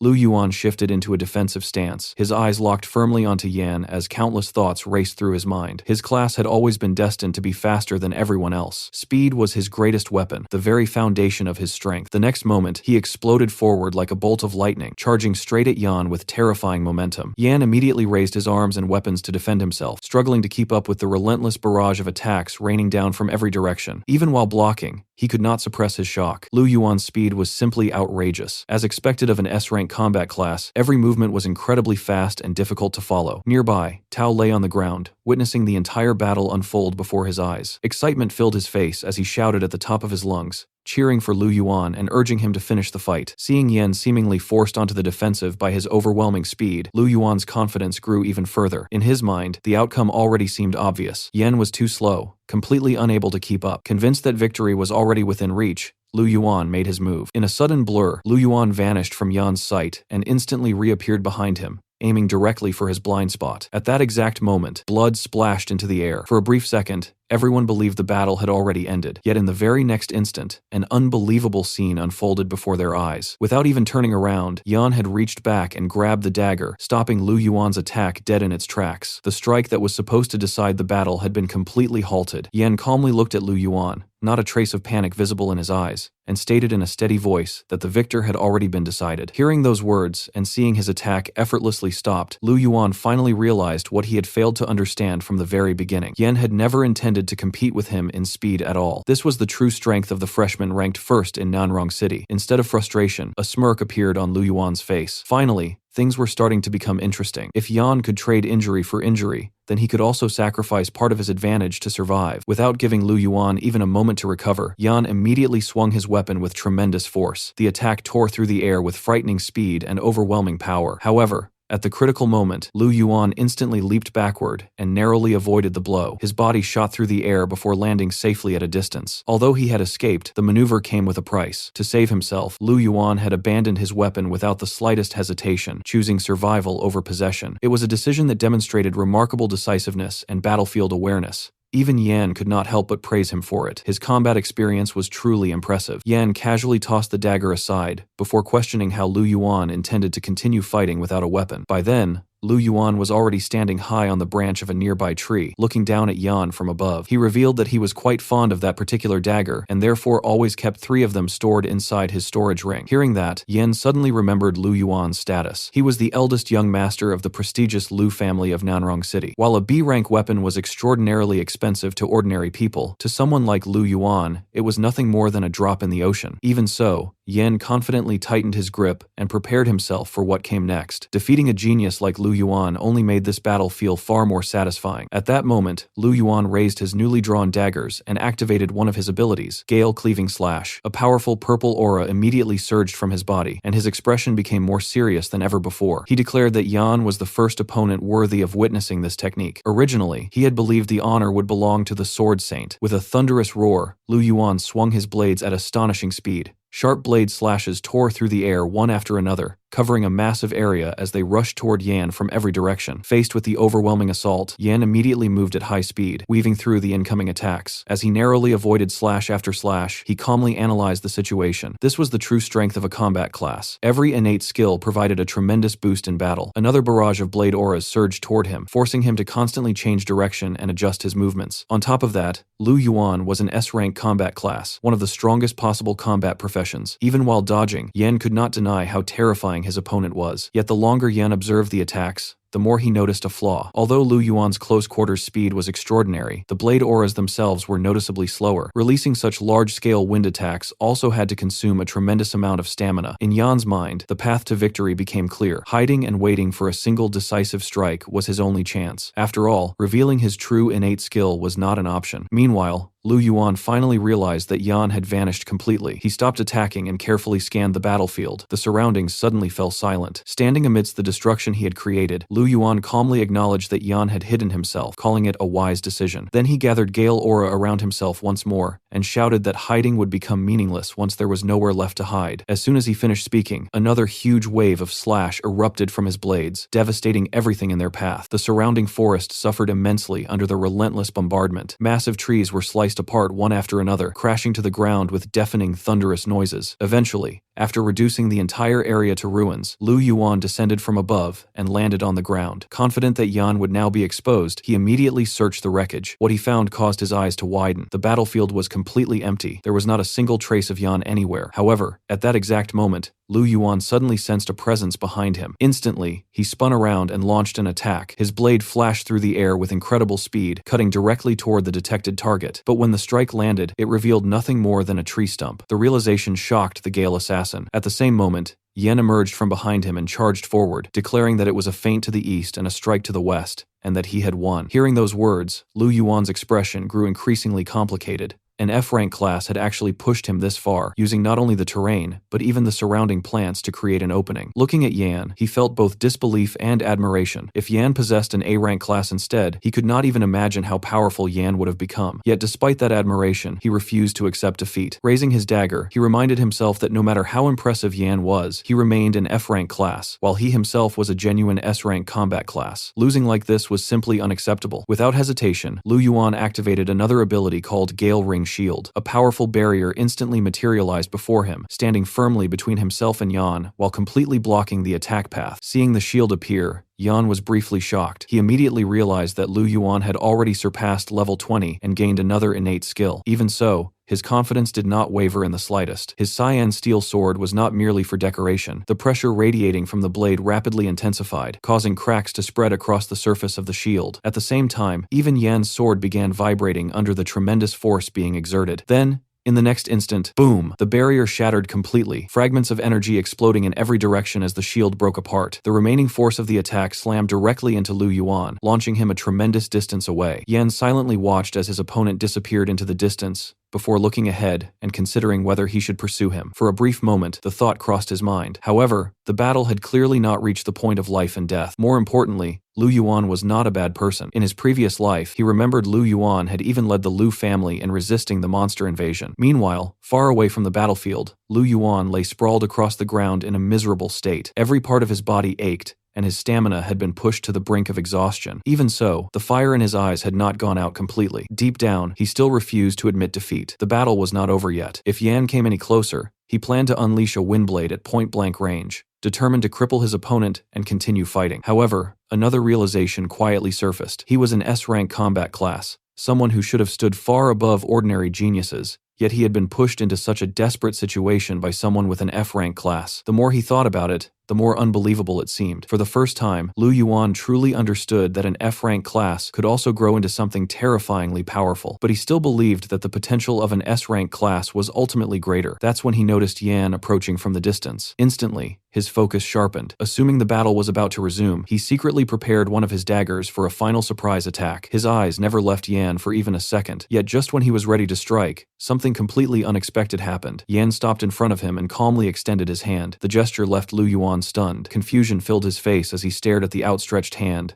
unable to understand what was happening. Then Yan spoke, saying that the battle had ended in a draw and that Lu Yuan was truly strong. Still confused, Lu Yuan questioned what Yan meant by that. In response, Yan smiled slightly and explained that Lu Yuan was an opponent worthy of his attention and that he considered the match a tie. For a brief moment, Lu Yuan simply stared at him in silence. Then he finally understood what he was seeing. There was no mockery, arrogance, or contempt in Yan's eyes. It was genuine acknowledgement. Yan did not look down on him at all. Instead, he recognized his strength. He realized Yan was equally strong as him. His expression gradually softened as he accepted a truth that every powerhouse eventually learns. There was always a higher mountain, and there would always be someone stronger. Afterward, the two young men reached out and firmly shook hands. Looking directly at Yan, Lu Yuan openly admitted that Yan was a true powerhouse, someone worthy of being regarded as his rival. However, he also declared that the next time they met, he would defeat him fair and square at the Freshman Top 100 tournament. Hearing that challenge, Yan responded with complete confidence. He told Lu Yuan that he would need to work much harder and become significantly stronger. Otherwise, before that day even arrived, he might lose the qualification to be considered his opponent. Later,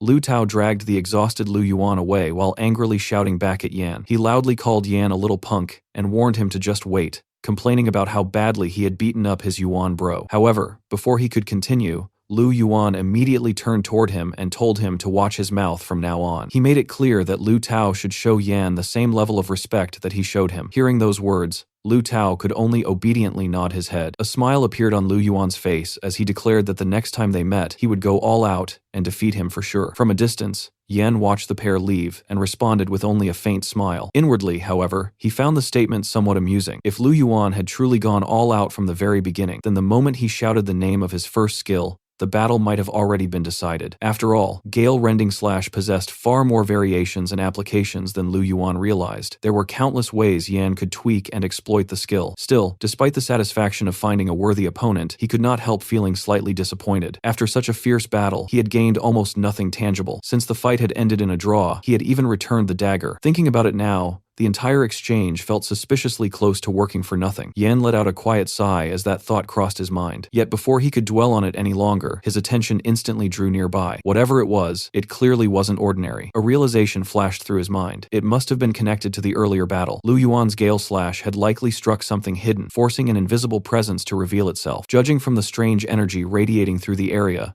it seemed to be some kind of special poisonous mist. The more Yan thought about it, the more curious he became. There was even a chance that investigating it could lead him to another boss-tier monster. That possibility alone was enough to make the trip worthwhile. Without wasting any time, Yan immediately activated his modification skill and converted his damage immunity into poison immunity. For the next 20 minutes, the skill would grant him immunity against toxins at D rank and below. Seeing the effect take hold, Yan nodded with satisfaction. With this ability active, there was no need to waste any of his antidote pills. Confident in his preparations, he began walking toward the source of the poisonous fog. As he moved forward, he wondered just what exactly was hiding inside that strange, poisonous mist. Following the source of the energy, Yan arrived at a large lake. Thick, poisonous mist floated above the surface of the water and slowly spread outward in every direction. After observing it for a moment, he said, "It's spreading out from the center of the lake. Looks like this whole lake is toxic. Could there be a legendary poison dragon living in here? Let's find out." The moment those words left his mouth, Yan jumped straight into the lake and began swimming deeper toward the center. As he moved through the water, he kept searching for the source of the staff poisonous aura. However, there were only weak monsters swimming around. None of them seemed powerful enough to create such an overwhelming poisonous presence. Just as he was thinking about it, a massive shadow suddenly appeared in front of him. The surrounding water trembled as a huge monster emerged from the depths. The monster, named Ice Armored Crocodile Level 18, opened his enormous jaws and charged at Yan. But Yan quickly dodged its jaws and realized there is a big guy in the water. It was obvious that the monster saw him as prey and intended to swallow him whole. But instead of panicking, Yan remained. The monster continued pursuing Yan, but instead of feeling threatened, Yan felt slightly pleased. Since the creature had come to him on its own, he figured he would begrudgingly accept the free materials it was delivering. Without wasting any time, he launched his sword with perfect precision. The blade shot forward like a streak of light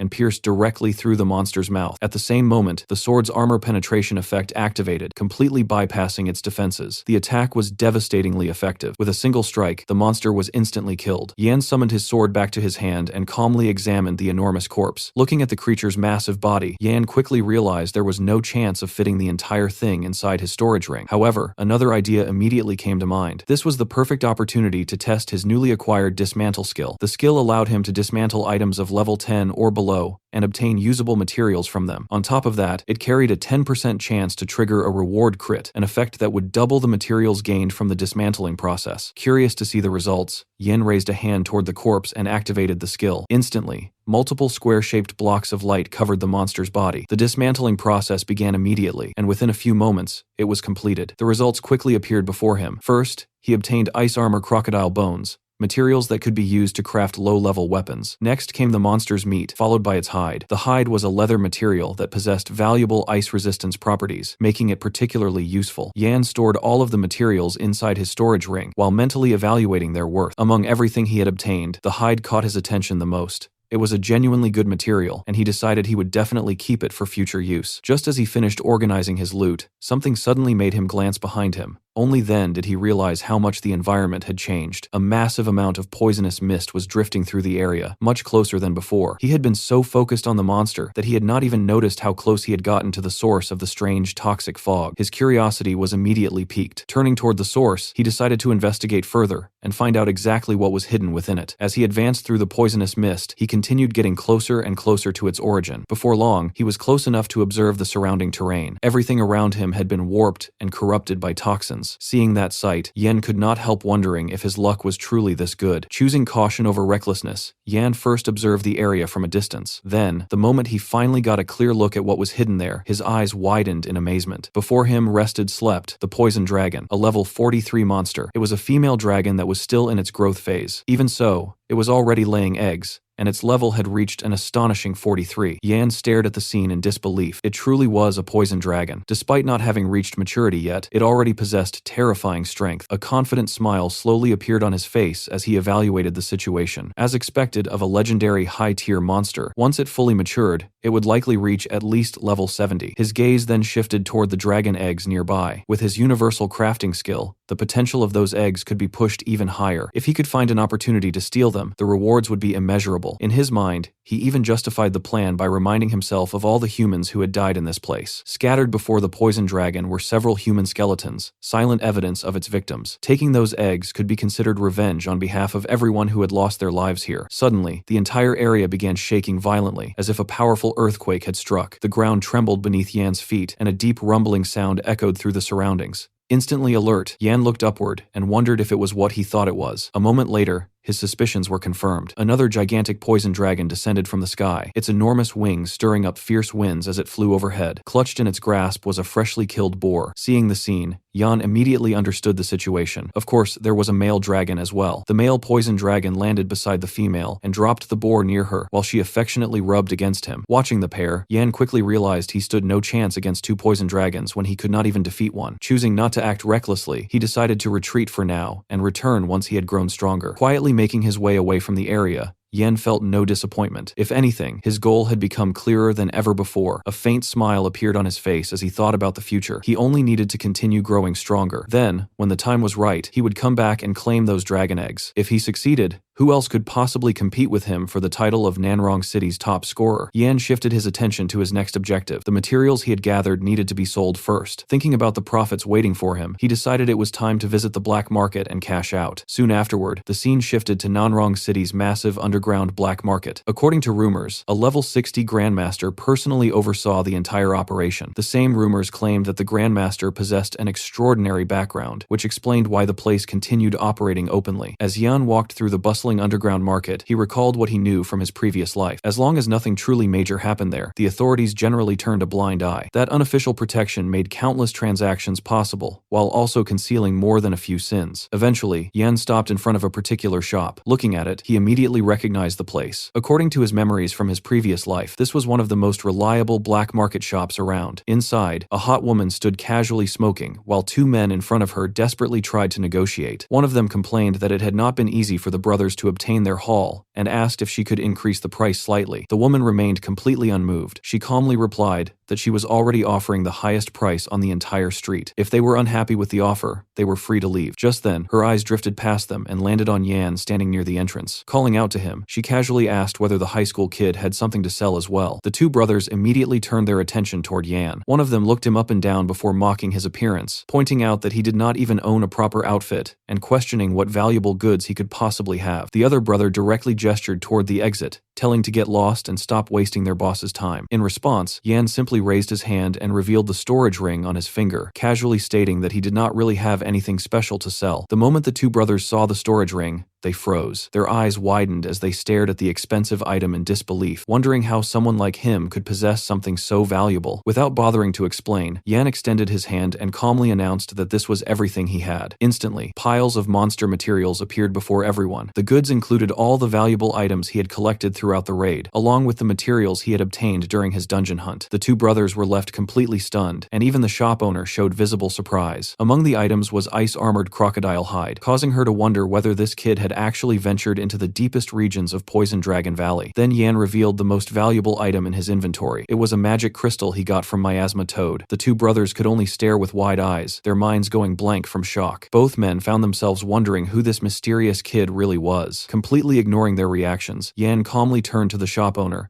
and asked her to tally everything up and tell him its total value. He added that she should hurry, since he would not want to delay the two brothers who were staring at the magic crystal, practically drooling over the priceless treasure before their eyes.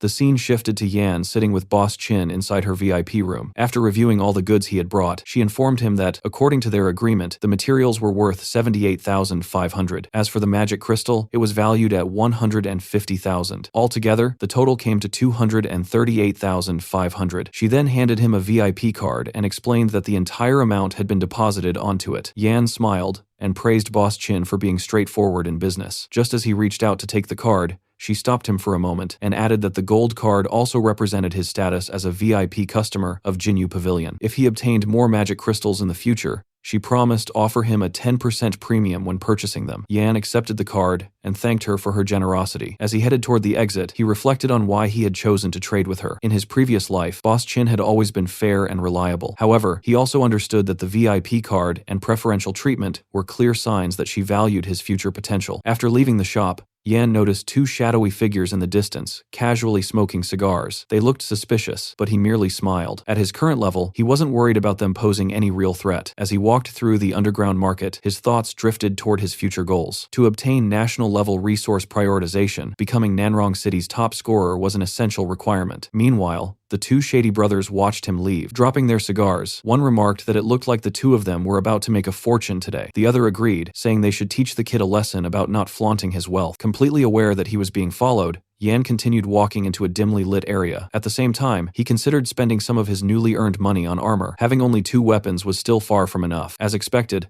the two brothers followed him. Yan had anticipated this from the very beginning. The moment he first entered the shop, he had noticed the heavy scent of blood lingering on them. Combined with the suspicious loot they carried, he had already concluded that their goods were likely stolen from other victims. Turning into a deserted alleyway, Yan calmly thought that dealing with them would simply be another way of accumulating good karma. Believing they had cornered their prey, the two brothers finally revealed themselves. One laughed, saying the kid had practically chosen his own grave. The other added that once they finished him off in such an isolated alley, nobody would discover the body until it started to stink. Yet when they stepped forward, Yan simply turned around and smiled. He informed them that they were incredibly slow, and that he had been waiting for them for ages. The first brother, Lu Dali, a level 17 D-rank combat class known as Butcher, stepped forward and mocked Yan for being nothing more than a high school student. The second brother, Xu Yong, a level 16 poison master, boasted that many people had already died at their hands and that Yan would soon join the list. In response, Yan sarcastically claimed he was terrified. After all, he was only an F-rank crafting class and obviously no match for 2 combat classes. The mocking tone instantly bruised their fragile egos. Furious, they demanded to know whether his face looked even remotely scared. With a smirk, Yan openly admitted that he was indeed mocking them. Enraged, Dali launched the first attack. Activating his skill, Slash, he lunged forward with his dagger. The skill rapidly unleashed multiple strikes to deal repeated damage. At the same time, Xu Yong activated Poison Coat,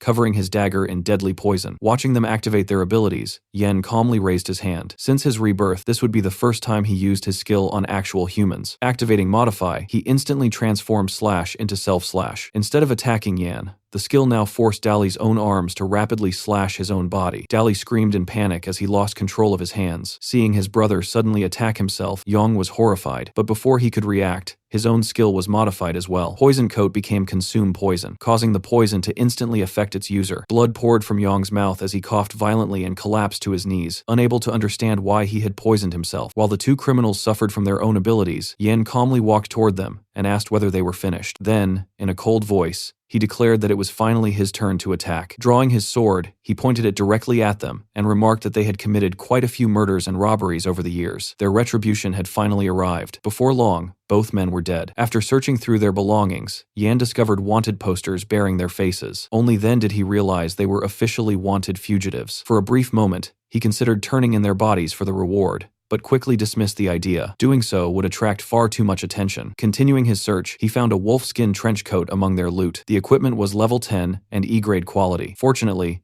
it was a piece of armor he could actually use. Although it looked ordinary at first glance, Yan smiled. With his Modify skill, changing a single word could transform trash into treasure. Activating the skill, he modified Wolfskin Trench Coat into Qilinskin Trench Coat. Instantly, the equipment evolved into A-grade quality. Its defense increased dramatically, its poison resistance improved, and it granted additional agility. More importantly, poisons below D rank could no longer harm the wearer. Yan put on the trench coat and found that it fit perfectly. As expected, modifying the names of special equipment often produced astonishing results. Embroidered across the coat were magical poison Qilin patterns. Although the equipment was not overwhelmingly powerful, it was still an excellent upgrade. Looking at his new gear, Yan smiled and decided it was finally time to head home. The college entrance examination was approaching, and more importantly, it was now his sister's turn to astonish everyone. Meanwhile, back at home, Yan's sister, Yao, was busy studying. At the moment, she was reviewing information about the 4 top-tier magical beast races. Dragons, Keelins, and Phoenixes were easy enough to remember, but she was still trying to recall the 4th category. Just then, the front door opened, and Yan walked inside, carrying a large pile of groceries and various supplies. Calling out for help, he asked Yao to come over. She immediately rushed toward him and was stunned by everything he was carrying. Her eyes quickly landed on his new trench coat as well. The outfit looked less like ordinary clothing and more like a piece of impressive armor. Unable to contain her curiosity, she asked where he had gotten all of it. With a grin, Yan proudly replied that he had naturally earned everything through his own abilities. A moment later, Yan revealed another surprise. Starting this month, he was increasing her allowance. Yao immediately shook her head and insisted that there was no need. 50 yuan was already more than enough for her expenses. However, Yan disagreed completely. He handed her a stack of cash and informed her that from now on, her monthly allowance would be raised to 500 yuan. If that still wasn't enough, she could simply ask him for more. Hearing that, Yao was completely shocked. Her first reaction was to wonder whether her brother had done something illegal. Before she could continue that train of thought, Yan lightly tapped her on the head and told her to stop letting her imagination run wild. Changing the subject, Yan reminded her that tomorrow was his mobilization rally for the college entrance examination. Wearing a confident smirk, he casually remarked that with his current level, he would basically just go through the motions and return home afterward. He even promised to take her out for a good meal the following night. However, Yao's attention was immediately caught by one particular detail. Curious, she asked what level he had reached. Yan answered with an expression that practically screamed he was showing off. According to him, it was merely level 20. The response left Yao speechless. Calling level 20 mere sounded absurd to her. In reality, Yan knew exactly how impressive that number was. The college entrance examination usually took place shortly after awakening, and during that period, ordinary students generally reached somewhere between level 10 and level 15. Only exceptionally talented individuals managed to reach level 16 to level 20. As for those who surpassed level 20, most came from powerful families capable of providing enormous amounts of resources. After all, level 20 represented a major threshold that required tremendous support to overcome. Looking at his own hand, Yan reflected that he had only managed to reach this point because he had accidentally killed the Demon King's clone. Without the benefits he had gained, even he would have found the process extremely difficult. Later that night, Yan made his way to the rooftop, standing beneath the night sky as a cool breeze swept across the city while he was farming aura. His thoughts naturally drifted toward the future. Once he became Nanrong City's top scorer, everything would change. New opportunities, new resources, and a completely different path would open before him. Looking out into the distance, a confident smile slowly appeared on his face. The college entrance examination was approaching fast, and he was more than ready for it. The next day, the gymnasium of Nanrong High School was packed with students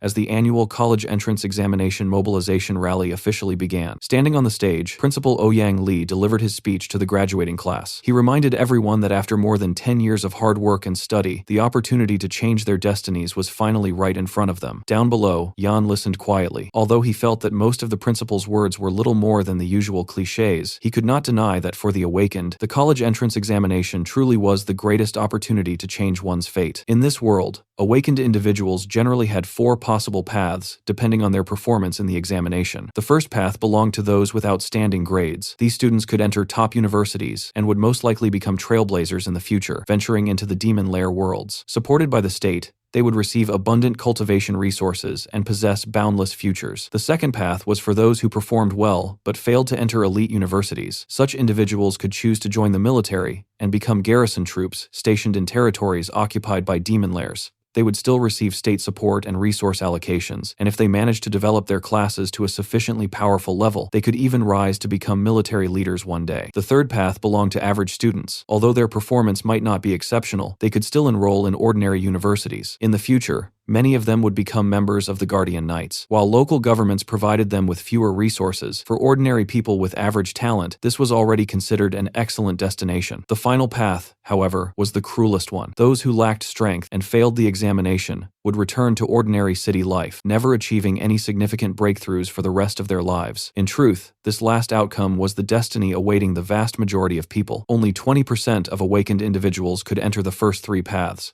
while the remaining 80% were destined to remain ordinary and unknown. Such was the reality of a world transformed by the demon lair invasion, a strictly hierarchical and brutally unforgiving society where lacking strength meant facing elimination at any moment. Soon, Principal Wu Yang announced that his speech had concluded. He then instructed each class's homeroom teacher to begin screening the students. According to the rules, anyone who had already reached level 15 or above would be directly exempted from the preliminary examination. With the announcement made, the principal officially declared the start of the selection process. Immediately, murmurs spread throughout the gymnasium. Many students looked disappointed, regretting that they had failed to reach level 15 in time. Meanwhile, Yan stood among the crowd with complete confidence. Although he had been taken away in his previous life and had never personally experienced this process, he still understood how everything worked. As long as a student's level exceeded 15, they would automatically be judged as outstanding. With his current strength, there was no need for him to participate in this so-called preliminary test at all. Soon, the homeroom teacher stepped in front of the class and announced that among all the students, a total of 5 had already surpassed level 15. However, he quickly added that only 4 of them would be exempt from the preliminary test. He then called out Jiang Yan's name. Although Yan had indeed surpassed level 15, he was still required to participate in the school's preliminary examination because he was not a combat class holder and, more importantly, possessed an F-rank class. Yan was clearly disappointed by the decision. Behind him, the students immediately began whispering among themselves. Many found the situation unfair. Even though Yan had already exceeded level 15, he still had to participate simply because he was an F-rank. Some students sighed sympathetically, remarking that if Yan had awakened a combat class instead, he would never have received such treatment. However, not everyone felt sorry for him. Standing among the crowd was Bitch Hongwei, Yan's full haters. He sneered that this was exactly the treatment an F-rank trash deserved. Seeing Yan's reaction, the teacher walked over and gently placed a hand on his shoulder. He explained that he personally knew how outstanding Yan was and did not want him to feel discouraged. Unfortunately, this was a decision made by the school administration, and there was nothing he could do to change it. Hearing this, Yan simply smiled confidently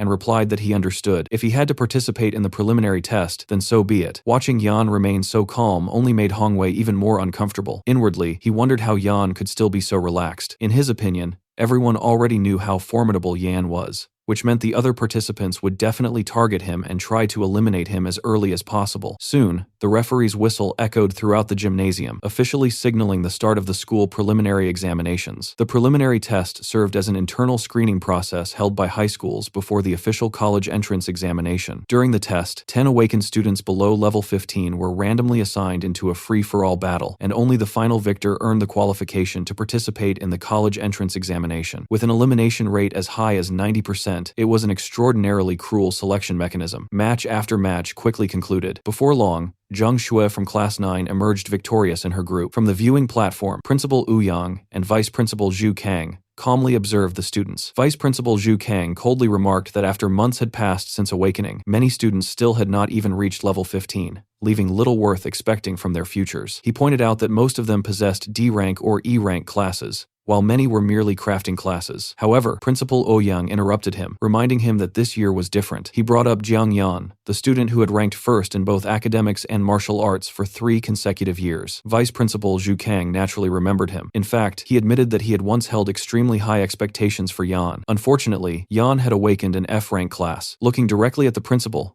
Zhu Kang asked whether he truly understood what an F-rank represented. Originally, E-rank had been the lowest possible awakened rank. However, as the number of awakened individuals increased, some exceptionally weak E-rank crafting classes began appearing. These classes were initially labeled as trash classes. Later, because the term sounded too harsh, officials formally changed the designation to F-rank. No matter how talented Yan had once been in academics and martial arts, Zhu Kang firmly believed that the gap created by class rankings was impossible to overcome. In his eyes, Yan had absolutely no chance of winning. Principal Wu Yang, however, disagreed. He reminded Zhu Kang that Lord Huo Yuanwu had also started from a weak class, yet he had eventually become a level 70 powerhouse. He cautioned him never to underestimate anyone, especially hardworking students like Jiang Yan. At that moment, the referee blew the whistle once again and called for Group 17 to take their positions. One by one, several students stepped onto the battlefield, and among them was Yan. Every participant carried their chosen weapons, fully prepared for combat. In contrast, Yan entered the arena empty-handed. Despite that, his expression remained completely calm. Finally, it was his turn. He had already promised his sister that he would take her out for a good meal later. Because of that, he had no intention of wasting unnecessary time in this preliminary test. Meanwhile, the students standing opposite Yan had already begun discussing among themselves. One of them spoke up first. He pointed out that Yan was the student who had consistently ranked first in both academics and martial arts for 3 consecutive years. On top of that, his level had already reached 20, which was considerably higher than theirs. However, Another student, a spear user, quickly added that although Yan seemed to possess dual S-rank talents, he was still only an F-rank class holder. Perhaps he was not as powerful as everyone believed. He then suggested that they all join forces,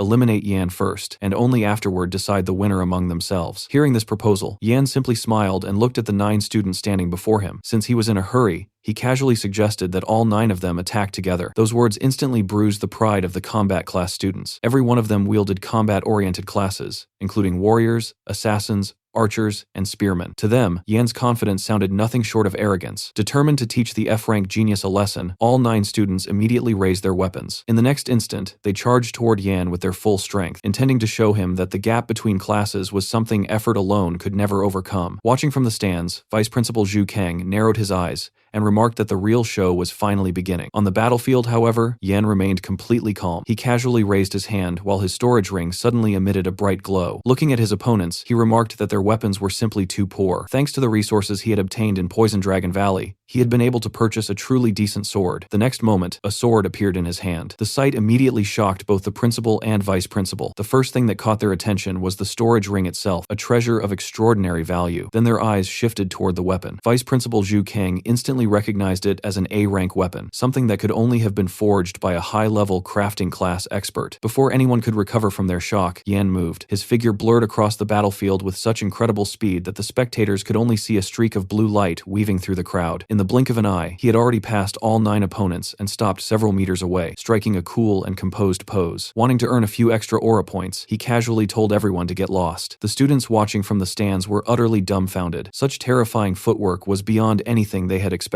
Many began questioning whether Yan was truly an F-rank class holder at all. Strangely, none of the 9 students appeared injured. The spear user loudly declared that although Yan's agility was impressive, none of them had suffered any injuries. In his opinion, Yan merely possessed exceptionally high agility attributes. Hearing this, Yan slowly turned around and calmly asked if that was really the case. The next instant, all 9 students suddenly felt something strange. Their collars simultaneously split apart and fell to the ground. The entire arena fell silent. Everyone stared in shock. The students immediately realized the horrifying truth. If Yan had truly intended to kill them, every single one of them would already be dead. At that moment, they finally understood that they were absolutely no match for him. Meanwhile, Yan simply maintained his cool stance and stood silently in place. Without hesitation, all 9 opponents raised their hands and surrendered. The referee promptly announced that the winner of Group 17 was Jiang Yan from Class 1. As Yan calmly walked off the battlefield, he reflected that the official college entrance examination would begin in just 3 days. Since he had already secured victory in the preliminary test, he could now return home and take his sister out for the good meal he had promised her. At the same time, he could not help but chuckle. By revealing the Qinggang sword during the preliminary examination, he had also created a perfectly reasonable explanation for possessing such a weapon. This way,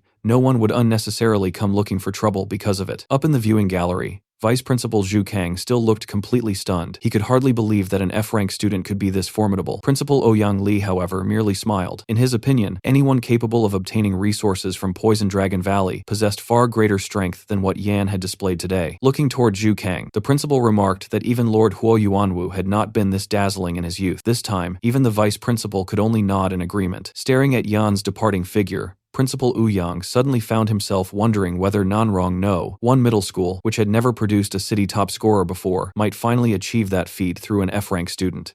Meanwhile, the battle royale continued as one group after another determined its victor. Before long, the referee announced that Group 68 had concluded, with Zhang Daqiao from Class 24 emerging as the winner. With that, the school's preliminary examination officially came to an end. A total of 68 students successfully advanced to the next stage. Later, the scene shifted to the winner's waiting area, where Yan sat alone at a table, casually sipping a cup of coffee while organizing his thoughts. Nanrong No. 1 Middle School had well over 1,000 students in a single grade. Since there had been 68 groups, that meant around 680 students had participated in the preliminary test. Combined with the students who had already been exempt because they were above level 15, more than 500 graduates from No. 1 Middle School alone would be participating in the official college entrance examination. Considering that Nanrong City had a total of 19 high schools, Yan quickly estimated that he would be competing against nearly 10,000 opponents. Becoming the city's top scorer against such an enormous field would be an incredibly difficult challenge. Just then, someone unexpectedly sat down beside him. Turning his head, Yan was surprised to see Principal Ouyang Li. Inwardly, he wondered why the principal had come over personally. Seeing Yan's reaction, Principal Ouyang smiled and reminded him that he had ranked first in both academics and martial arts for 3 consecutive years, and that he had personally presented Yan with awards several times already. There was no need to be so surprised. Yan smiled politely and replied that the principal was not only the head of the school, but also one of the 12 guardian deities of Nanrong City. It was only natural for an ordinary student to feel surprised. Hearing that, Principal Ouyang laughed and lightly patted Yan on the back, teasing him for knowing exactly how to flatter people. Then, with a meaningful smile, he admitted that he would be even happier if Yan could bring the title of city top scorer back to number 1 middle school. For a moment, Yan could only stare at him in surprise. He pointed out that this graduating class contained 3 S-rank awakeners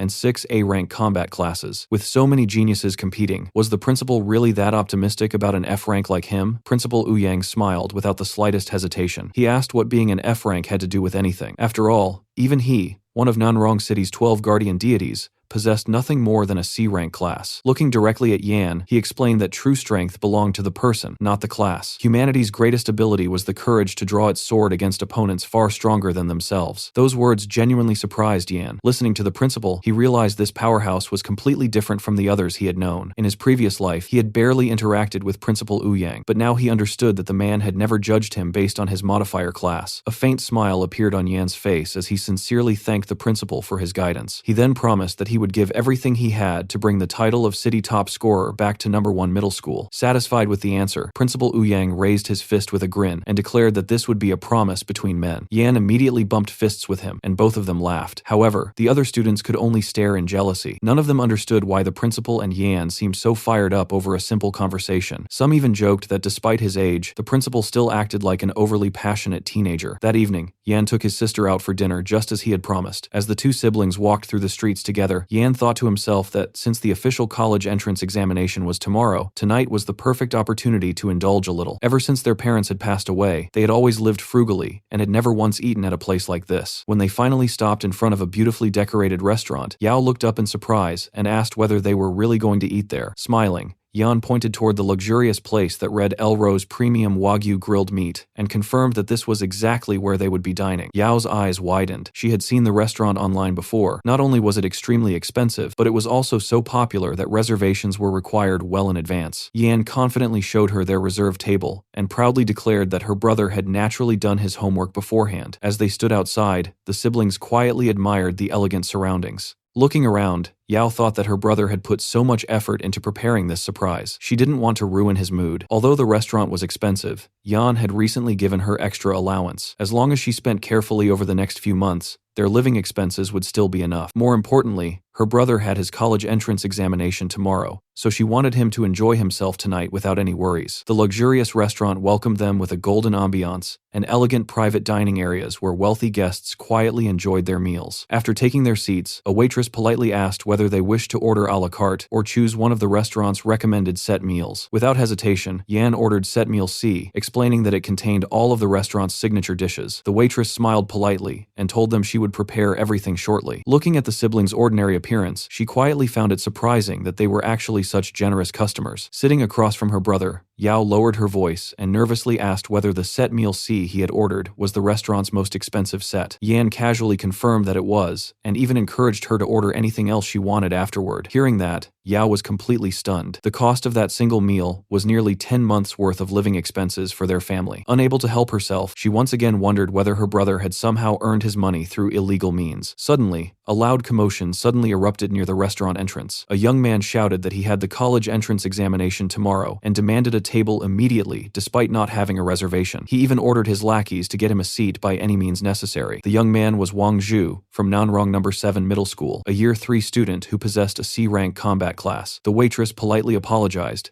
explaining that the restaurant only accepted customers with prior reservations. Wang Zhu, however, pointed directly at her and threatened to smash the entire restaurant if she failed to prepare a table for him. Watching the scene unfold, Yao quietly whispered to Yan that the waitress who had just served them seemed to be getting harassed by a thug. Yan calmly glanced over before casually commenting that the seniors from No. 7 Middle School really were a bunch of trash. Unfortunately for him, Wang Zhu overheard every word. He demanded that Yan repeat what he had just said if he truly had the guts. Wang strode directly to Yan's table before suddenly recognizing him as the famous F-rank student from No. 1 middle school. Leaning forward with a sneer, he mocked Yan, saying there were barely any F-rank trash in all of Nanrong City. Then he threatened to let Yan experience the fists of a C-rank combat class. Yan, however, did not even bother standing up. While calmly drinking a glass of water, then he casually splashed its contents directly onto Wang Zhu's face, before apologizing with an innocent expression, claiming that his hand had simply slipped. Furious, Wang Zhu immediately activated his beastification skill. His right arm rapidly expanded as demonic ape energy surged through it. This skill doubled the strength of both of his arms. Locking onto Yan, Wang Zhu swung his enhanced fist toward him while Yao cried out in shock. However, before the attack could land,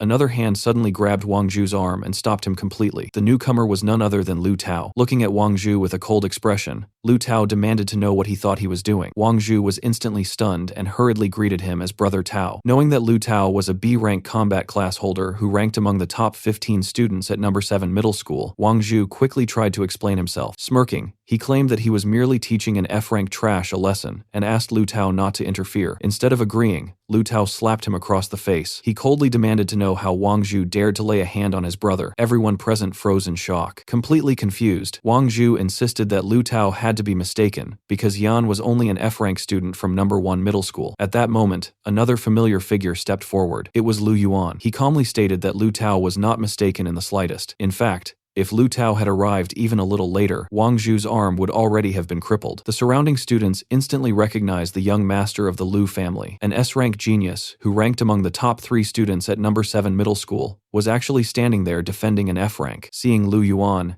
Yan simply smiled and casually greeted him by calling him Xiao Yuan. The nickname immediately left Lu Yuan flustered as he hurriedly told Yan not to call him that. Watching the exchange, Wang Zhu and the others felt as though they were dreaming. The F-rank trash they had mocked was casually addressing the famous Lu Yuan by such a familiar nickname, and Lu Yuan wasn't even angry about it. Yan then smiled and casually asked Lu Yuan that his people from No. 7 middle school don't seem to know any better, before casually asking if he should resolve this matter in his way. At those words, Wang Zhu's face instantly turned pale. Cold sweat poured down his forehead as he stared at Yan in absolute terror. The F-rank student he had looked down upon suddenly seemed less like a human and more like a terrifying demon. He could only wonder what in the world was really going on.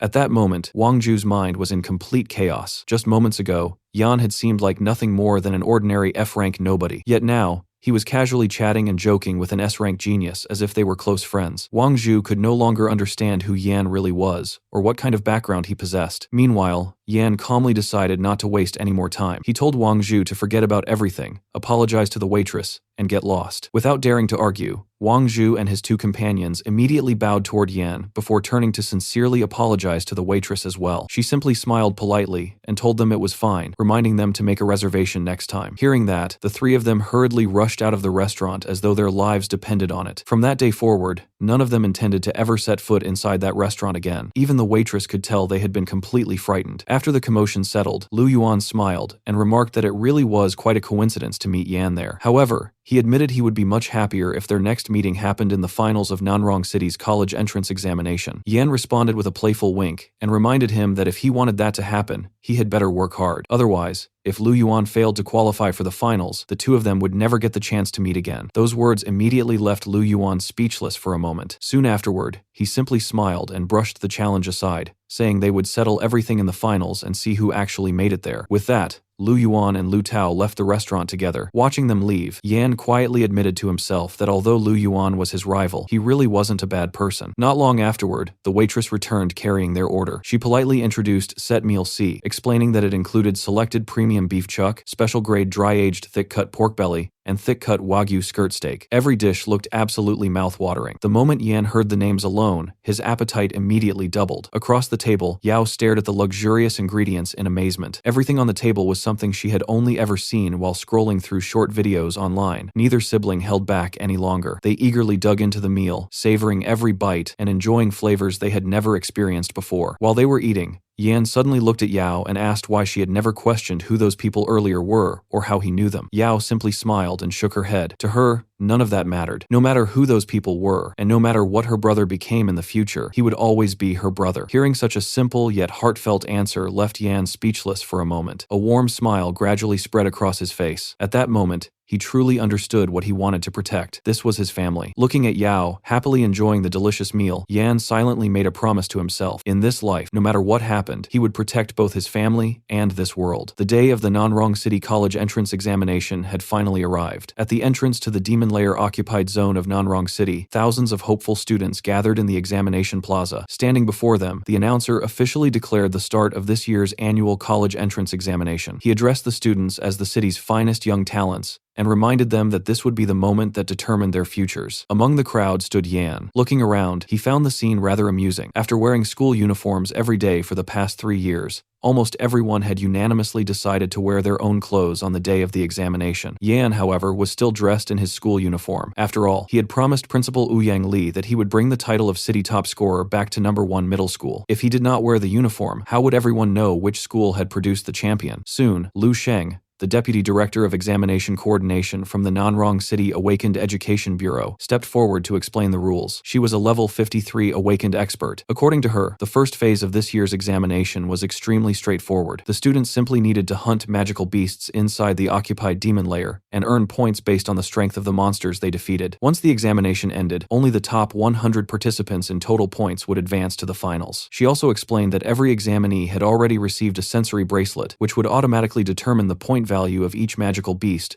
by analyzing its aura. The examination would last 6 hours, making it just as important to choose the right targets as it was to defeat them. After wishing everyone success in their martial endeavors, Lu Sheng officially declared the examination open. The massive gates leading into the demon layer slowly opened, and the 6-hour countdown officially began. Excited students immediately rushed inside, shouting that they would make the top 100 and that all the high-point magical beasts belonged to them. Yan, on the other hand, walked forward at his own pace with a calm smile. Although the rules sounded incredibly simple, he knew the reality was far more complicated. The examination battlefield chosen this year was the Evil Demon Forest, one of the most suitable demon layer wilderness zones for an exam of this scale. The magical beasts living there ranged between level 15 and level 25. Compared to Poison Dragon Valley, the Evil Demon Forest lacked terrifying boss-tier monsters, but it contained countless different species with huge differences in strength, making it the perfect testing ground for the college entrance examination. After stepping through the gate, Yan officially entered the Evil Demon Forest. The entire landscape was bathed in an eerie green glow beneath an enormous dark moon hanging high in the sky. Looking at the surroundings, Yan immediately recognized the source of this unusual environment. It was the power of Nanrong City's strongest guardian, the Venerable, whose ability existed to deter high-tier magical beasts from approaching the examination area. Naturally, the school would never gamble with the lives of its students during something as important as the college entrance examination. Although Yan had never personally participated in the exam during his previous life, the powerful figures who had once taken him around had often brought him to this place. Because of that, the Evil Demon Forest still felt somewhat familiar to him despite this being his first official examination. Suddenly, one student stepped forward with an idea. He pointed out that nowhere in the college entrance examination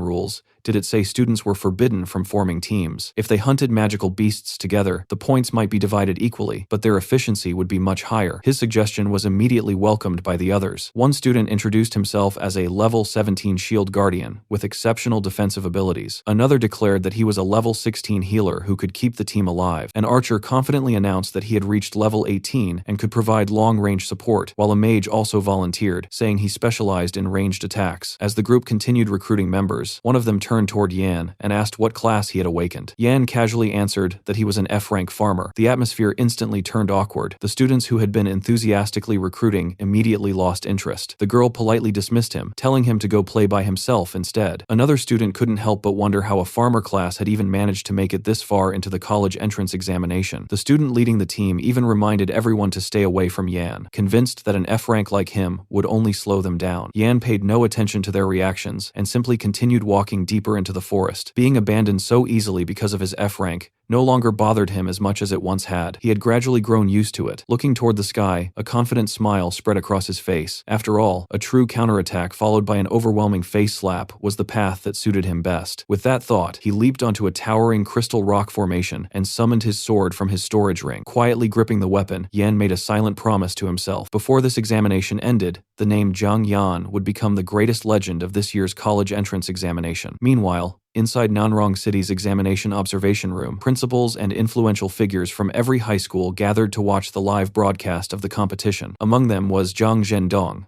the principal of Nanrong No. 3 Middle School. Looking at the giant screens, he wondered just how fierce this year's competition would become, especially since the previous year's city top scorer had only won by the narrowest of margins. Sitting beside him, Sima Ling, the principal of Nanrong No. 7 Middle School, smiled confidently. He proudly declared that his school had produced an S-rank genius this year, and believed the title of city top scorer would undoubtedly belong to No. 7 Middle School. Before anyone else could respond, Principal Ouyang Li spoke up. Looking directly at Principal Ling, he reminded him that although Principal Ling himself possessed an A-rank class, he had never actually been stronger than Principal Ouyang, whose class was only C-rank. Judging someone's potential purely by the rank of their class was simply the wrong way to measure strength. Hearing that, Principal Ling let out a mocking laugh and stroked his small mustache. He sarcastically asked whether Principal Ouyang was referring to the F-rank student from No. 1 Middle School, who had ranked first in both academics and martial arts for 3 consecutive years. Did Ouyang seriously believe that an F-rank could become the city's top scorer? Principal Zhang joined the conversation with a smile. While he agreed that class rank alone was not everything, he still believed an F-rank class wasn't even qualified to sit at the same table as the truly talented students. Principal Ouyang's expression immediately darkened. He bluntly told the two principals to stop talking nonsense. His student had already broken multiple novice-based records, achievements that spoke louder than empty speculation ever could. With absolute confidence, he declared that Yan would completely blow their minds before this examination was over. His unwavering faith only made the other two principals laugh even harder. Principal Ling dismissed the achievement, questioning whether breaking records in novice bases was even something worth boasting about. Principal Zhang also laughed, remarking that it seemed No. 1 Middle School truly had no outstanding talents to rely on this year. Principal Ouyang simply looked at the two men with a bitterness, choosing not to argue any further. Suddenly, their conversation was interrupted by excited voices echoing throughout the observation room. Several staff members stared at the scoreboard in disbelief, shouting that only 5 minutes had passed since the examination began, yet someone had already defeated a magical beast and earned points. They urged everyone to look at the rankings, calling the achievement completely outrageous. The commotion immediately caught the attention of all three principals. Principal Zhang frowned in surprise, wondering which genius from a wealthy family could have accomplished such a feat in only 5 minutes. Beside him, Principal Ouyang's eyes lit up as a thought crossed his mind. Could it really be Yan? A moment later, the rankings refreshed, revealing the name at the very top of the leaderboard. Zhang Yan stood in first place with 36 points. A satisfied smile instantly appeared on Principal Ouyang's face as he quietly praised his student. Meanwhile, Principal Zhang and Sima Ling could only stare at the screen in complete disbelief. Neither of them could understand how an F-rank had managed to earn such a high score within the first 5 minutes of the examination. Meanwhile, inside the evil demon forest, Yan calmly pulled his Qinggang sword from the corpse of a freshly defeated magical beast. Looking at the fallen creature, he couldn't help but smile. His luck had been incredible. Almost immediately after entering the examination area, he had encountered a powerful level 20 magical beast, allowing him to secure a huge amount of points right from the start. After retrieving his sword, Yan casually looked ahead. Standing before him were 3 more demonic beasts, all growling cautiously as they stared at the human who had just effortlessly slain one of their own. Yan simply rested his sword on his shoulder and smiled at the 3 beasts without the slightest hint of fear. Looking directly at them, he calmly declared that he would gladly accept the points from all 3 of them as well. The 3 magical beasts standing before Yan were black-striped fierce tigers, each around level 21. Yan immediately recognized them as some of the stronger magical beasts that roamed the evil demon forest. Recalling the instructor's explanation before the examination, he remembered that points were awarded according to the strength of the magical beasts defeated. The only thing he found unfortunate was that all the beasts killed during the examination would disappear, meaning none of their valuable materials could be collected. Thinking about all those wasted resources, Yan couldn't help but sigh. What a shame. Without giving him another moment to think, the 3 black-striped fierce tigers roared and charged toward him with overwhelming killing intent. Yan showed no fear whatsoever. Tightening his grip on the Qinggang sword, he rushed forward to meet them head-on. He knew that for an ordinary college entrance examination candidate, dealing with an entire pack of black-striped fierce tigers was no easier than facing a single boss-tier magical beast. However, he wasn't an ordinary examinee anymore. With his current equipment, even the wealthy families of Nanrong City would struggle to produce gear comparable to the Qinggang sword and the Qilin skin trench coat he possessed. As the first tiger lunged, Yan's sword flashed through the air. The beast was instantly cut down before it could even react. A system notification immediately appeared, informing him that he had slain a level 20 black-striped fierce tiger and gained 900 experience points. Witnessing one of its companions die so effortlessly, the second tiger let out a furious roar and immediately activated its innate skill, black-striped brute force. Instantly, its agility and strength increased by 15%. Seeing the skill activate, Yan simply smiled. Opponents who relied on skills were exactly the kind he liked fighting the most. Raising his hand, he activated his skill, Modify, and instantly altered the beast's skill. Black-striped brute force became black-striped weak force, reversing its effects completely. Instead of becoming stronger, the tiger's agility dropped by 15% and its strength also decreased by 15%. The sudden weakening left the magical beast completely stunned. That single moment of confusion created a fatal opening. Yan's sword swept across its neck without hesitation, beheading it in one clean strike. Another system notification appeared, rewarding him with 950 experience points. Watching the other two fall so effortlessly, the last tiger completely lost its courage. Instead of attacking, it immediately turned around and fled. Seeing that, Yan merely smirked. Thinking about escaping only after everything had reached this point was already too late. In one smooth motion, he threw the Qinggang sword. The blade shot forward like a streak of lightning, pierced straight through the tiger's jaw, and instantly killed it. Another 900 experience points were added to his total. Yan calmly retrieved his sword before standing tall and looking deeper into the evil demon forest. The stronger the magical beasts became,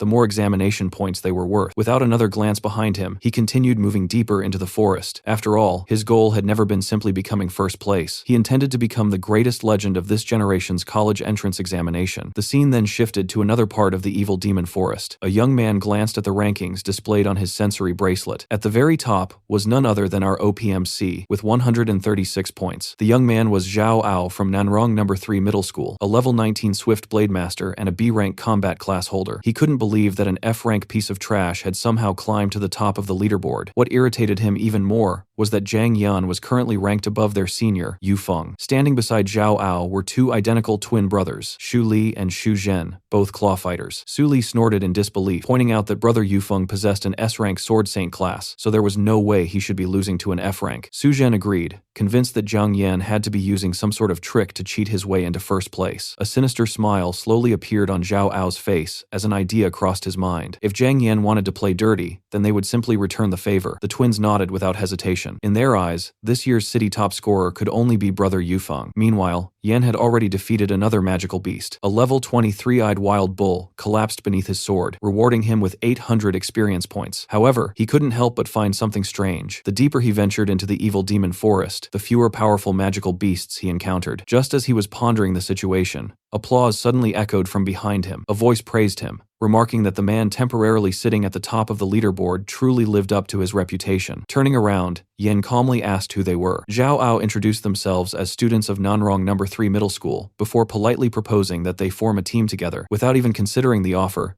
Yan simply turned around and continued walking, casually stating that he wasn't interested. His response completely caught the trio off guard. From Yan's perspective, however, their intentions were painfully obvious. Their fake smiles practically had the words ulterior motives written all over them. Seeing Yan refuse so decisively, Zhao Ao suddenly rushed forward and blocked his path. Lowering his voice, he revealed what he believed was an irresistible offer. He claimed that they knew the location of a magical beast lair filled with high-level monsters worth enormous amounts of points. If Yan truly intended to remain at the top of the rankings, then he would certainly need those points. Standing behind Yan, Xu Li and Xu Zhen quietly chuckled, pretending to support the proposal. Yan carefully studied Zhao Ao's expression before silently analyzing the situation. Out of tens of thousands of examinees, these three had come looking specifically for him and even offered exactly what he needed the most. It was an obvious trap. Their scheme was so transparent that he almost found it amusing. Since they wanted to play dirty, then he might as well let them experience what it felt like to be outplayed. Putting on an interested expression, Yan asked whether they truly knew the location of a magical beast lair. He even admitted that he had been worrying about not being able to find one himself. Hearing that, Zhao Ao secretly celebrated. In his eyes, Yan had completely taken the bait. Smiling warmly on the surface while sneering inwardly, he assured Yan that everything he had said was true, and urged him to follow quickly before someone else discovered the lair first. Yan nodded without hesitation and agreed to go with them. As the four of them headed deeper into the forest, Zhao Ao secretly laughed to himself. Once they reached a secluded location,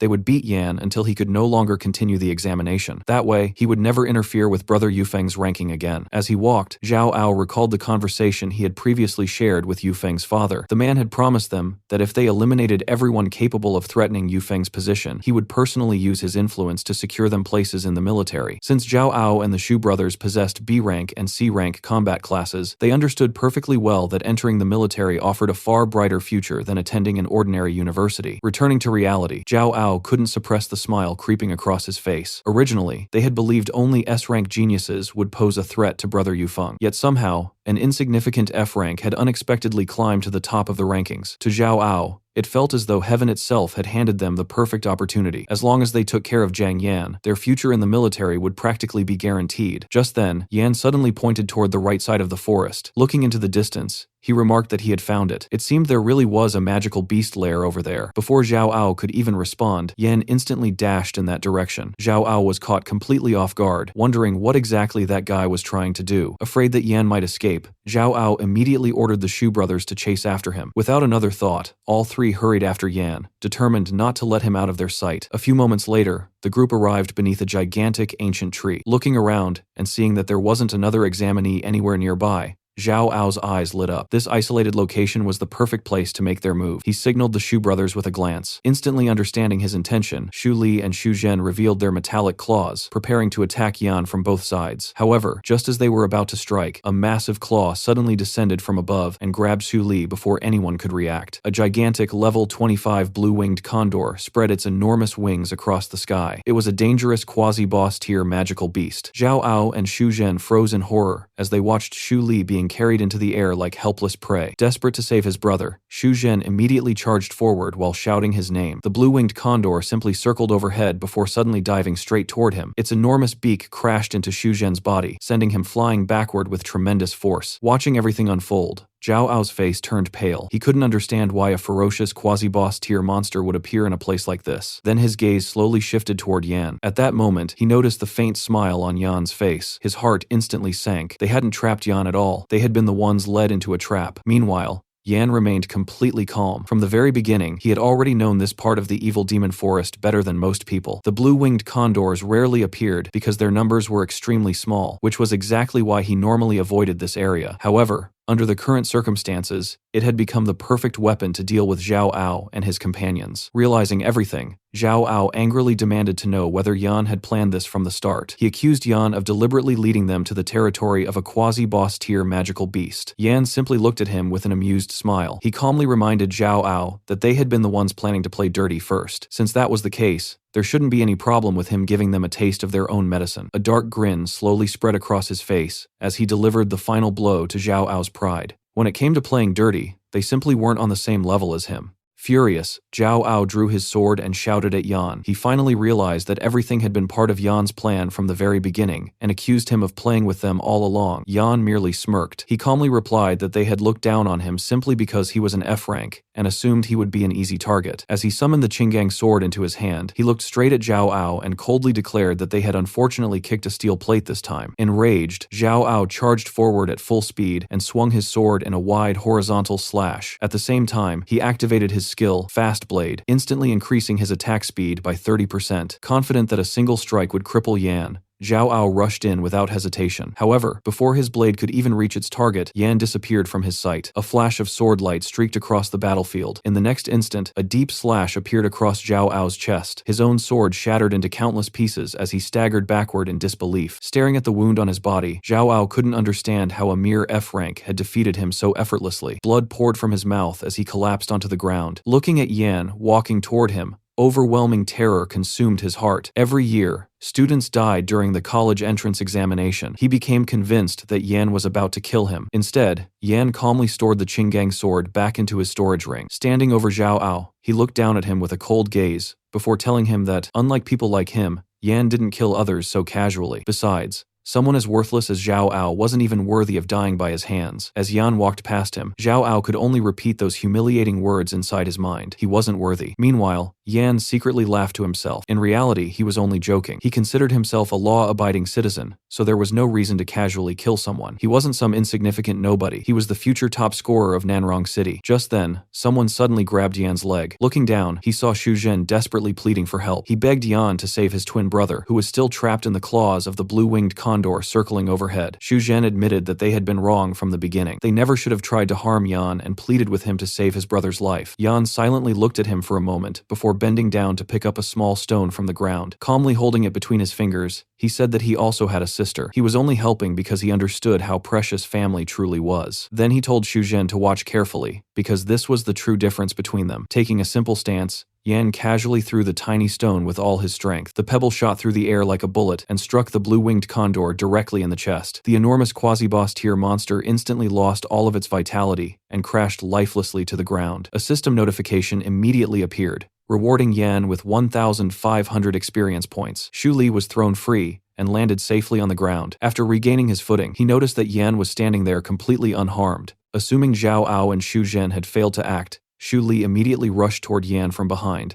intending to launch a sneak attack himself. Before he could get close, however, Xu Zhen suddenly grabbed him and stopped him in his tracks. Completely confused, Xu Li demanded to know what his brother was doing. Weren't they supposed to cripple that F rank? Without another word, Xu Zhen slapped him across the face and angrily ordered him to shut up. He reminded Xu Li that Yan had just saved his life. From this moment onward, even if both of them died inside the examination, they were never to target Yan again. Watching the two brothers, Yan quietly thought that at least they weren't completely hopeless. He had already wasted enough time dealing with them. It was time to continue earning points. As he headed deeper into the evil demon forest, Yan began thinking about the future. During this examination, he could freely use Modify to gain overwhelming advantages against magical beasts. However, once the top 100 tournament began, things would be completely different. Countless experts from Nanrong City would be watching every battle. If anyone discovered the true nature of his Modify skill, it would create unnecessary trouble. More importantly, many of the S-rank geniuses possessed terrifying, heaven-defying skills. Relying on swordsmanship alone wasn't enough to guarantee victory. The younger generation of Nanrong City was filled with hidden monsters. The best solution was obvious. He would use Modify to transform his 5 existing skills into practical combat abilities that could be used openly during the top 100 tournament. That way, he could strengthen himself while keeping the true power of Modify completely hidden. With his next objective decided, Yan immediately accelerated deeper into the forest. Every second of the examination mattered, and there were still countless magical beasts waiting to become his points. Meanwhile, inside the examination observation room, the atmosphere had become completely different. With only the final 10 minutes of the examination remaining, Principals Sima Ling and Zhang Zhendong sat with tense expressions. Judging from the current rankings, the situation looked anything but optimistic for their schools. In complete contrast, Principal Ouyang couldn't stop smiling. He laughed loudly and repeatedly declared that the situation was extremely optimistic. Looking proudly at the leaderboard, where Zhang Yan occupied first place with more than 2,000 points, he excitedly praised his student, just as expected of the person he had personally recognized. Principal Zhang frowned as he stared at the rankings, unable to understand what was really happening with that F-rank student. Sima Ling was equally shocked. Even though Zhang Yan was supposedly only an F-rank, he was leading second place by almost double the score. Neither of them could comprehend how such a thing was even possible. Not far away, another person quietly observed the giant screen with interest. It was none other than Lu Sheng, the deputy examination coordinator. Looking at Zhang Yan's name on the leaderboard, she couldn't help becoming curious. An F-rank capable of producing results like these was unlike anything she had ever seen before. She silently wondered what kind of genius this child truly was. Meanwhile, back inside the evil demon forest, Yan sat atop the corpse of a gigantic magical beast while breathing heavily. Even for him, single-handedly wiping out an entire magical beast nest had consumed a tremendous amount of stamina. Just then, the countdown timer finally reached 0. At the exact moment the examination ended, the final rankings were officially locked. Zhang Yan remained firmly in first place with an astonishing 2,132 points. A loud announcement echoed throughout the entire demon lair. The examination had officially ended. Any magical beasts defeated after the time limit would no longer award points. Hearing the announcement, Yan let out a small sigh of relief. The timing couldn't have been more perfect. Standing on top of the giant monster's corpse, he smiled to himself. Thanks to this examination, he had successfully finished modifying all of the combat skills he wanted to test. The upcoming Top 100 tournament would become the stage where he would shine brilliantly once again. Soon, the examination officially came to an end. The announcer's voice echoed throughout the venue as he declared that this year's college entrance examination had concluded. He informed everyone that students who failed to place in the top 100 should leave the venue on their own and wait for their university admission notices. Hearing those words, countless students lowered their heads in disappointment. Failing to enter the top 100 meant there was virtually no hope of getting into one of the nation's top universities. After all, there were countless cities across the country, yet only 10 top universities existed in total. For most students, simply earning admission to a second-tier or third-tier university would already be enough to bring honor to their families. Meanwhile, Yan casually walked through the crowd. Although the country had 10 top universities, they were also divided divided into different tiers. At the very top stood the 3 national universities. The first was Rongguang University, which believed in taking the fight directly to the demon lairs and constantly expanding humanity's territory. The second was Chuanxi University, whose philosophy centered around protecting human civilization and sealing demon lair rifts. The third was Lishang University, famous for maintaining the perfect balance between offense and defense. However, entering any of these 3 prestigious institutions required ranking within the top 30 of an entire city. No matter which one a student entered,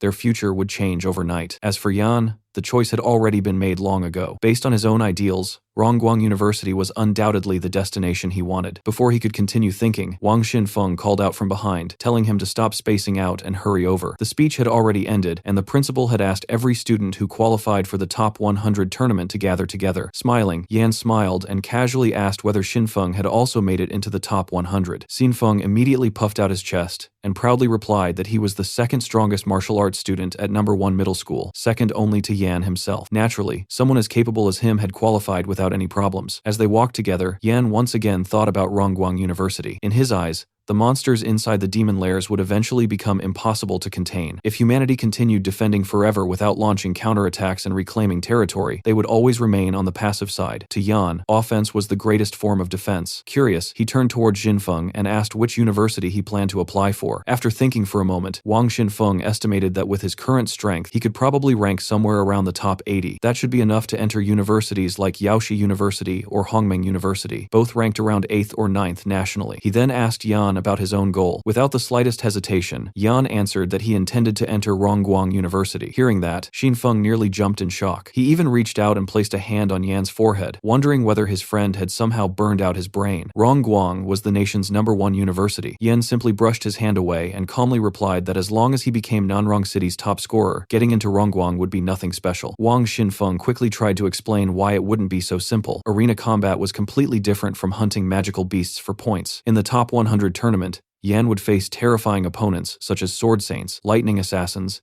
and Holy Light Mages. Those A-rank and S-rank combat classes possessed innate skills that held overwhelming advantages in direct battles. Their skill intensity far exceeded anything an F-rank class could normally compare to. Halfway through speaking, Xinfeng suddenly stopped himself, worried that his words might hurt Yan's feelings. Unexpectedly, Yan simply nodded in agreement. He admitted that combat classes, especially A-rank and S-rank ones, possessed heaven-defying innate skills that an ordinary F-rank trash couldn't possibly match. Seeing Yan react so calmly, Xinfeng secretly breathed a sigh of relief, believing his friend hadn't taken the comments to heart at all. Yan, however, couldn't help smiling inwardly. This guy was still trying to protect his feelings. If only Xinfeng knew the true potential of Modifier, he would never think such things. Yan silently reflected on his previous life. Out of all the skill orbs he had ever obtained, only S-rank skill orbs had been capable of increasing the level of his OP skill, Modify. Unfortunately, S-rank skill orbs were unimaginably rare. Coupled with the fact that he had spent most of his previous life imprisoned, his Modify had only reached level 3. Skill orbs themselves were divided into 6 grades, ranging from E rank all the way to S rank. They were extremely rare treasures dropped by magical beasts and possessed the unique ability to strengthen skills. Even at only level 3, Modify had already allowed Yan to transform ordinary equipment into genuine treasures like the Qinggang sword and the Qilin skin trench coat. Those genuine treasures were in an entirely different league compared to ordinary pseudo-grade equipment. Unfortunately, obtaining skill orbs required hunting genuine top-tier boss monsters, something that was far beyond his current strength. For now, his only option was to search the black market and see whether anyone happened to be selling one. Although, considering their value, he doubted he could actually afford it. Just then, someone called out to Yan from behind. Turning around, he saw Principal Ouyang Li walking toward him alongside a bald department director. Smiling proudly, Principal Ouyang praised Yan's performance, saying that although he possessed an F-rank class, he had still finished first on the examination leaderboard. His strength had already proven everything. Wang Xinfeng was completely stunned. In all the years he had attended number 1 middle school, he had never seen the principal praise a student so openly. Yan was truly the first. However, Yan simply replied that the arena battles of the top 100 tournament would be completely different from hunting magical beasts. Hearing Yan answer so calmly made Xinfeng even more nervous. Inwardly, he almost screamed at him to show some respect. After all, he was talking to the principal himself. Principal Ouyang merely smiled and asked him if he is going to admit defeat. The bald director standing behind him secretly nodded to himself, thinking that at least this kid seemed to have some self-awareness. The surroundings suddenly became quiet.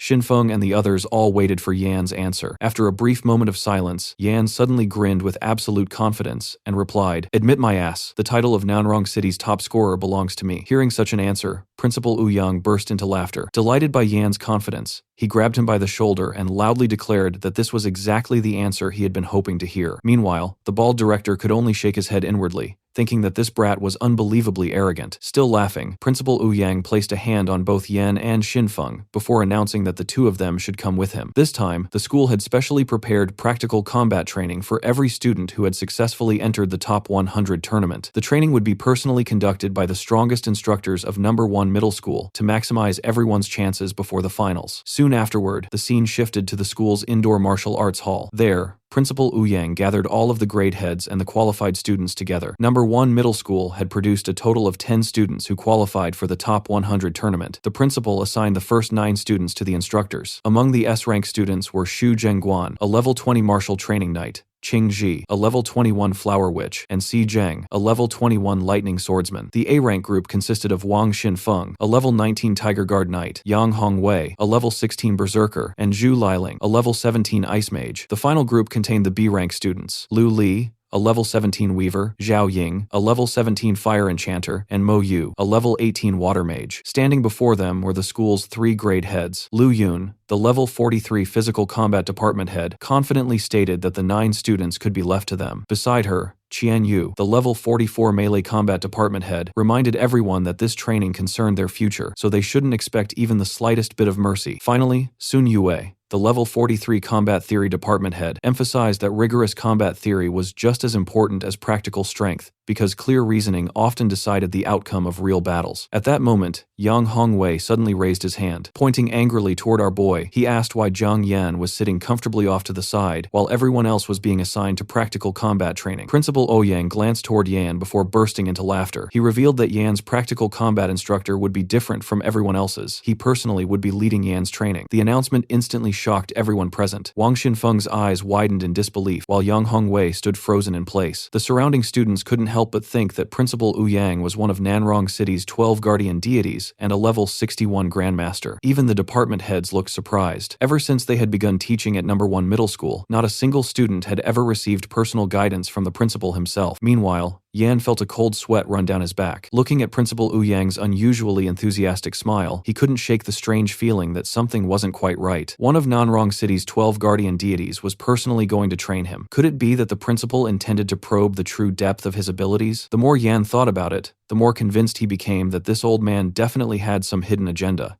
In the middle of the training hall, Instructor Qian Yu called out to the students. He instructed everyone to follow him to the outdoor training stadium next door, where the practical combat sessions would begin. Hongwei suddenly raised his voice in protest. Pointing directly at Yan, he complained that the arrangement was completely unfair. It was one thing for the principal to personally train Yan, but now the entire training stadium was being reserved just for him, while the rest of them had to share the other facilities. Standing nearby, Wang Xinfeng couldn't help shaking his head. Inwardly, he sighed that Hongwei was looking for trouble once again. Even so, he had to admit that Hongwei's complaint wasn't entirely unreasonable. After all, Yan was only one person, whereas there were 9 of them receiving practical combat training together. No matter how he looked at it, the principal's treatment of Yan was undeniably special. Hearing Hongwei's complaint, Qingji glanced at him and replied without the slightest hesitation. She calmly told him that if he could become the first-place scorer on the examination leaderboard, then the entire indoor training hall would naturally be reserved for him as well. She told him to stop being so childish. After sizing him up from head to toe, she delivered the finishing blow, calling him nothing more than an average-looking, average-strength male student. Those words instantly left Hongwei furious. Standing nearby, Wang Xinfeng couldn't help feeling a little sorry for him. Inwardly, he thought that average-looking and average-strength male student was pure emotional damage with a critical hit on top. Meanwhile, Qingji's attention shifted toward Yan. In her eyes, Yan had ranked first in both academics and martial arts for 3 consecutive years. Although he had awakened an F-rank class, he had still displayed astonishing strength. Quietly, she made up her mind that she should build a good relationship with him. If he really managed to enter one of the nation's top 3 universities, his future would be limitless. A faint smile appeared on Qingji's face as another thought crossed her mind. If someone like Yan continued to grow, making him the live-in son-in-law of the Qing family certainly wouldn't be out of the question. Watching her expression from the side, Yan couldn't help feeling a chill run down his spine. That sharp tongue alone was enough to make him wary. Silently, He reminded himself of one thing. No matter what happened in the future, he should try his best not to provoke Qingji, and preferably keep his distance from her whenever possible. After a short while, Principal Ouyang Li finally arrived. He proudly announced that it was time to begin the first round of exclusive special training for the student who had ranked first on the examination leaderboard, Zhang Yan. Raising one hand dramatically, he declared that such a special training program naturally deserved an equally impressive name. With absolute confidence, he officially announced it as the Nanrong No. 1 Middle School Top Scorer Project, or simply the NRZY Project for short. Before the atmosphere could settle, the vice principal couldn't help complaining that the principal already had one foot in the grave, yet still behaved so immaturely. Couldn't he act a little more like an elder for once? While Yan could only stare in awkward silence, the dignified and mighty image he had built of Principal Ouyang, one of Nanrong City's 12 guardian deities,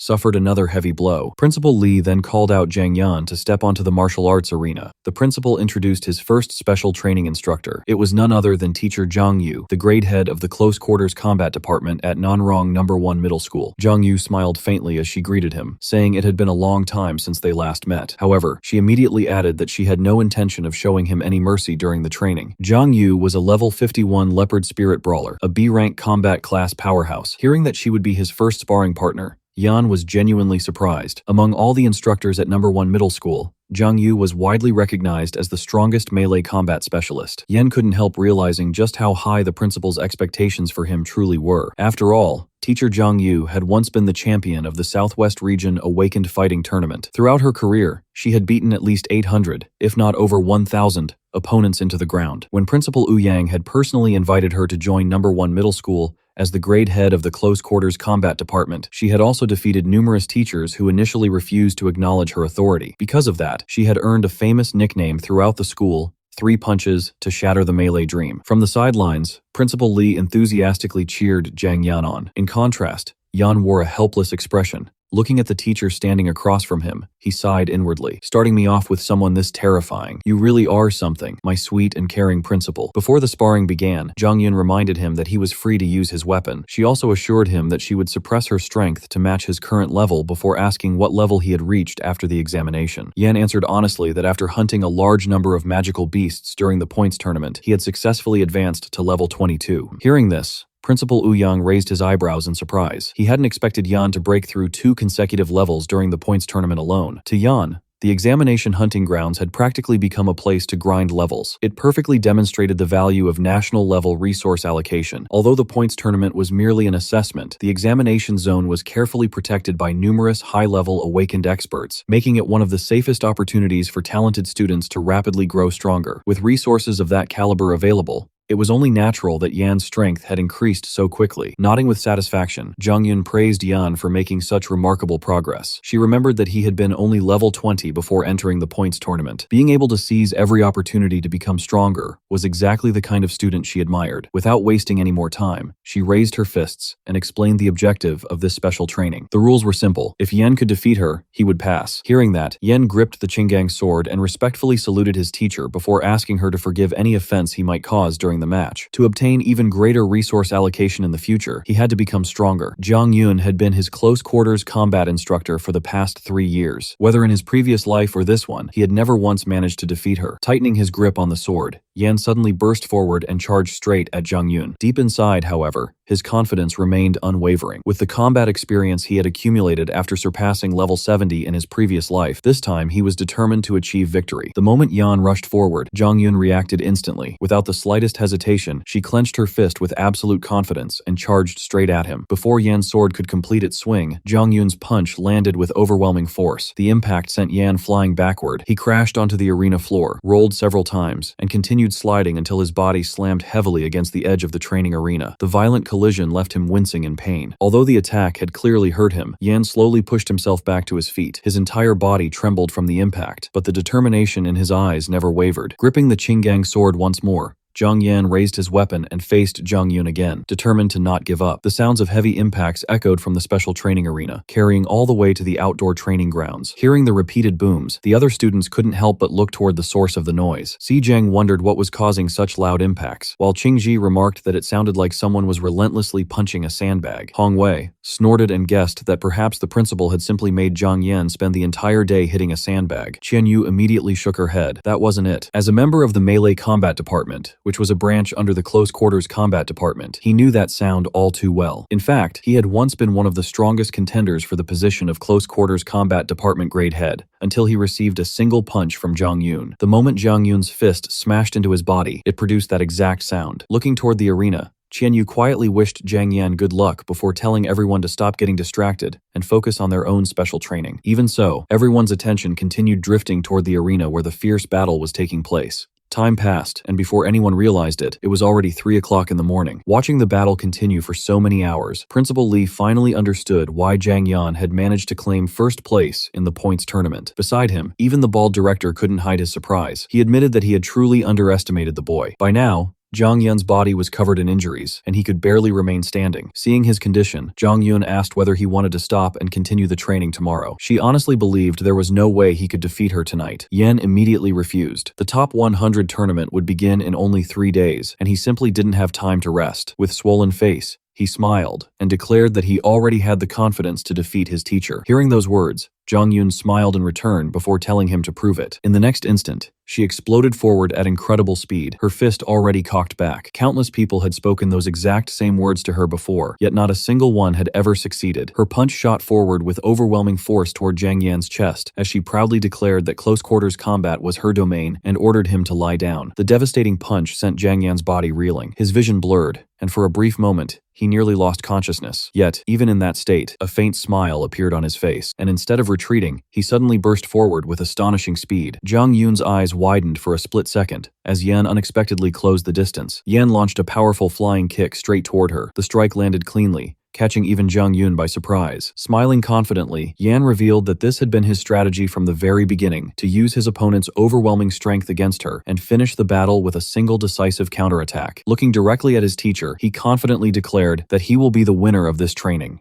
The result left both principal and vice principal stunned. Neither of them had expected Zhang Yan to pull off such a clever maneuver, let alone push himself to such an extreme just to secure victory. An announcement soon echoed throughout the arena, confirming that Zhang Yun had fallen outside the ring and that Zhang Yan had passed the first special training. Despite winning, Yan was in terrible condition. He remained at the edge of the arena, gripping the corner tightly just to keep himself upright, his body trembling from the countless blows he had endured. His first concern was still Zhang Yun's condition. Meanwhile, Principal Ouyang looked down at her and couldn't help worrying. He had worked incredibly hard to recruit Zhang Yun and knew her personality better than anyone. She was fiercely competitive and hated losing, especially to one of her own students. He was already imagining her throwing a fit for several days and silently accepted that this was a necessary sacrifice if First High was going to secure the title of Nanrong City's top scorer. However, Zhang Yun suddenly began laughing loudly from outside the ring. Principal Ouyang immediately became alarmed, wondering whether she had snapped from the frustration of losing. He was even prepared to protect his star pupil if she decided to take her anger out on him. Instead, Zhang Yun's laughter was filled with genuine excitement and admiration. She couldn't believe that Yan had used her own momentum against her and considered the strategy brilliant, even remarking that he was crazier than she had been at his age. Yan, still barely standing, couldn't help feeling that she wasn't exactly easy to deal with either, considering how badly she had beaten him throughout the match. Zhang Yun's curiosity only increased. She wanted to understand how Yan had calculated the exact amount of force required to send her outside the boundary. Yan explained that she was an agility-focused leopard spirit brawler, making a direct contest of speed completely unfavorable for him. Her physical strength was also overwhelmingly powerful. However, as the battle continued and she repeatedly knocked him to the ground, he gradually noticed that she was putting tremendous effort into avoiding his attacks. Compared to her terrifying strength, her physical defense was relatively fragile. Zhang Yun believed Yan could have noticed that simply by looking at her build, but Yan clarified that he wasn't talking about her appearance. He had been analyzing the precise ratio between her strength and defense. The vice principal immediately understood the strategy. Yan's own strength might not have been enough to break through Zhang Yun's defenses, but by redirecting her enormous force back against her, he could create enough impact to knock her outside the ring. Zhang Yun was deeply surprised that Yan had been planning this sequence while enduring such a brutal beating. Yan knew that trying to overpower her through conventional counterattacks would have been impossible. For the past 3 years, Zhang Yun had always suppressed her level while sparring with him, and every attempt he made to defeat her through raw strength had ended with him being completely crushed. The idea of using the arena ropes to rebound her momentum had come to him in the moment, but it was ultimately built upon everything she had taught him during those 3 years. Although it was somewhat of a shortcut, the battle had taught him something far more important. Against an opponent vastly stronger than himself, simply fighting harder was not enough. He needed to fight smarter and turn the opponent's own power against them. If an F rank like him wanted to defeat powerful enemies, he had to think 10 steps ahead. He had also begun relying too heavily on Modify and the combat combat experience from his previous life. If he truly wanted to protect everything he cared about, then he needed to surpass the version of himself from his previous life and become infinitely stronger. Jang Yun understood that an F-rank awakener had to sacrifice far more than others to achieve victory. Yan had endured an extraordinary level of pain without losing focus, patiently waiting for the single moment when she lowered her guard. To her, that level of endurance, concentration, and battle sense was truly remarkable. Jang Yun slowly rose from the ground and formally acknowledged that Yan had passed her trial fair and square. She removed her boxing gloves and gave him a clear thumbs up as a sign of approval. Principal Ouyang was completely stunned by the sight. Jang Yun, a woman who rarely showed recognition toward anyone, had just openly approved of a student. Meanwhile, Yan remained barely conscious on his feet. His body trembled violently, yet he still expressed his gratitude for her guidance and made it clear that he would carry the lessons from this battle with him for the rest of his life. Jang Yun was left even more impressed by him, while Principal Ouyang's view of his student changed completely. He now saw Yan as a genuine fighter and a remarkable young man. Even the vice principal reached the same conclusion, recognizing that although Yan possessed an F-rank class, there was clearly something extraordinary about him. The vice principal then approached the arena, prompting Principal Ouyang to remind him that his training session with Yan was scheduled for the following day. Ignoring the comment, the vice principal walked directly up to the battered Yan and reached into his pocket. He produced a tendon renewal pill, explaining that it had been refined by a level 60 pharmacist and would completely restore Yan's condition by the next day. Principal Ouyang was stunned by the value of the pill.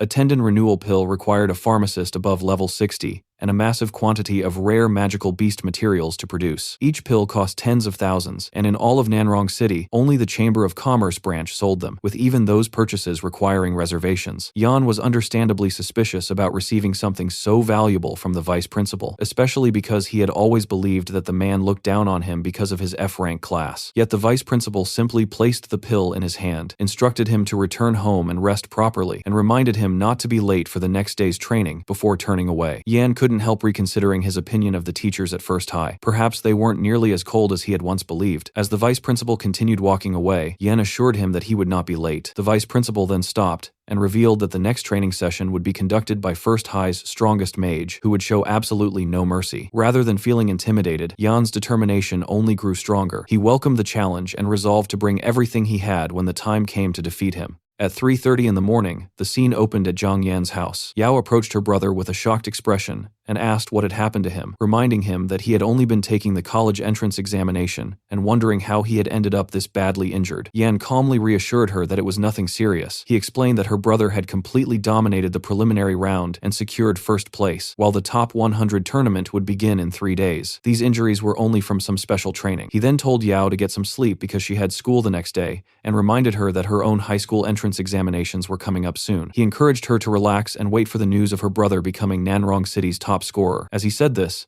Zhang Yan smiled at his sister. She simply accepted his words and replied that she understood. However, deep down, she remained extremely concerned about him. She silently thought that although her brother claimed he was fine, she was still worried about him. Her entrance examinations were almost here, so she needed to work even harder. If her brother was determined to become the top scorer, then she would also take first place in her own examinations and get accepted into First High. She absolutely could not let him down. The scene then shifted to 8 in the morning the following day at First High's indoor martial arts stadium. Zhang Yan arrived at the stadium while thinking that the pill the vice principal had given him really was incredible. His injuries had been almost completely healed within just a few hours. After entering the stadium, Yan looked around and remarked that everyone else seemed to have had a late night as well, so he decided to start with some warm-ups. He immediately began doing push-ups, but even as he exercised, his thoughts remained focused on the battle ahead. Today's opponent was the vice principal Zhu, the strongest mage in First High. If Yan wanted to fight him, he needed to get his body into peak condition. He continued performing push-ups without slowing down. Meanwhile, the vice principal watched him from behind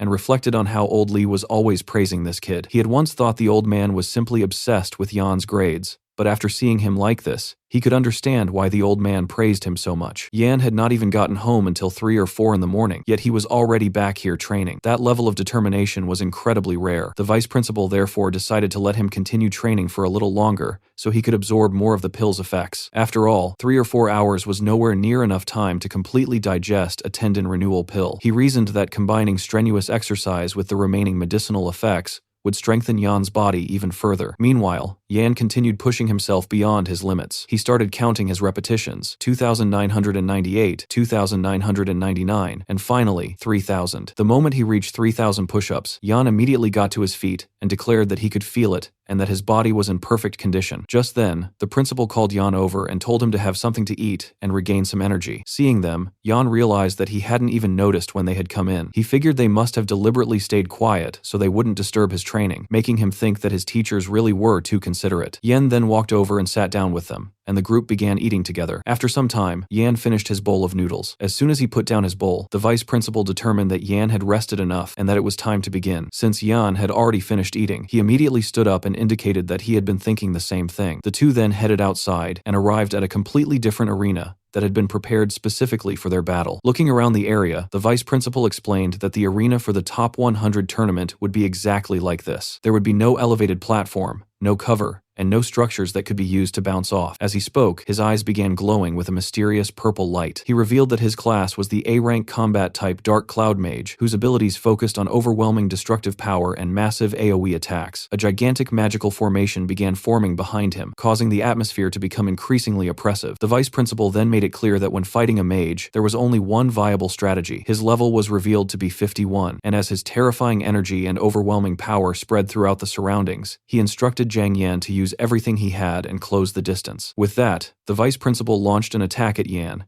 sending powerful bolts of lightning toward him. Seeing the incoming attack, Zhang Yan immediately charged forward, understanding that the vice principal was absolutely right. The only way to defeat a mage was to get within close range. However, Yan soon looked ahead with a worried expression, because the old man casting speed was far too fast, making it difficult to imagine how anyone could dodge attacks like these. There was a very good reason Zhang Yan felt that way, because the vice principal had already unleashed a rapid barrage of lightning attacks in an incredibly short amount of time. Bolt after bolt crashed into Yan, leaving him struggling to defend himself. The electricity began paralyzing his body. Even the vice principal was carefully controlling the power. The pain was intense. Meanwhile, Teacher Yun stood off to the side in awe. Although the vice principal had said his class specialized in destructive power and massive AoE attacks, his lightning didn't behave like the attacks of a traditional Thunder Mage. Thunder Mages were known for their slow casting speeds and devastating single-target attacks. They usually needed a long chant to unleash a one-hit kill, but the vice principal wasn't chanting at all, and the power of each individual strike seemed relatively weak. The principal explained that the biggest difference between a Dark Cloud Mage and a traditional Thunder Mage was that Dark Cloud Mages didn't need to chant. They drew their power directly from the dark clouds. The harder they physically struck, the larger and more powerful their lightning pillars became. Zhang Yun found this difficult to reconcile with the fact that mages normally didn't train their physical bodies, questioning how the vice principal could possibly unleash truly powerful lightning. The principal confidently warned her not to underestimate him, explaining that his physical strength was far beyond that of any other mage he had ever encountered. Meanwhile, the vice principal standing on the battlefield, with terrifying dark energy continuously radiating from his body. The principal further explained that the dark cloud floating behind the vice principal's head was anything but ordinary, and that he had personally experienced its power back in the day. Zhang Yun became curious and asked the principal what his verdict had been after experiencing the vice principal's dark cloud firsthand. The principal looked toward Yan, who was still being bombarded by lightning, and observed that the kid was probably completely numb from the electricity by now. His conclusion was that if old Zhu actually unleashed the full power of the dark cloud behind him, even the he himself would end up paralyzed. Teacher Yun couldn't help wondering whether Yan could really defeat someone this powerful. Yet, something strange was happening. The vice principal had also noticed it. Despite being continuously struck by lightning, Yan seemed to be gradually adapting to the attacks.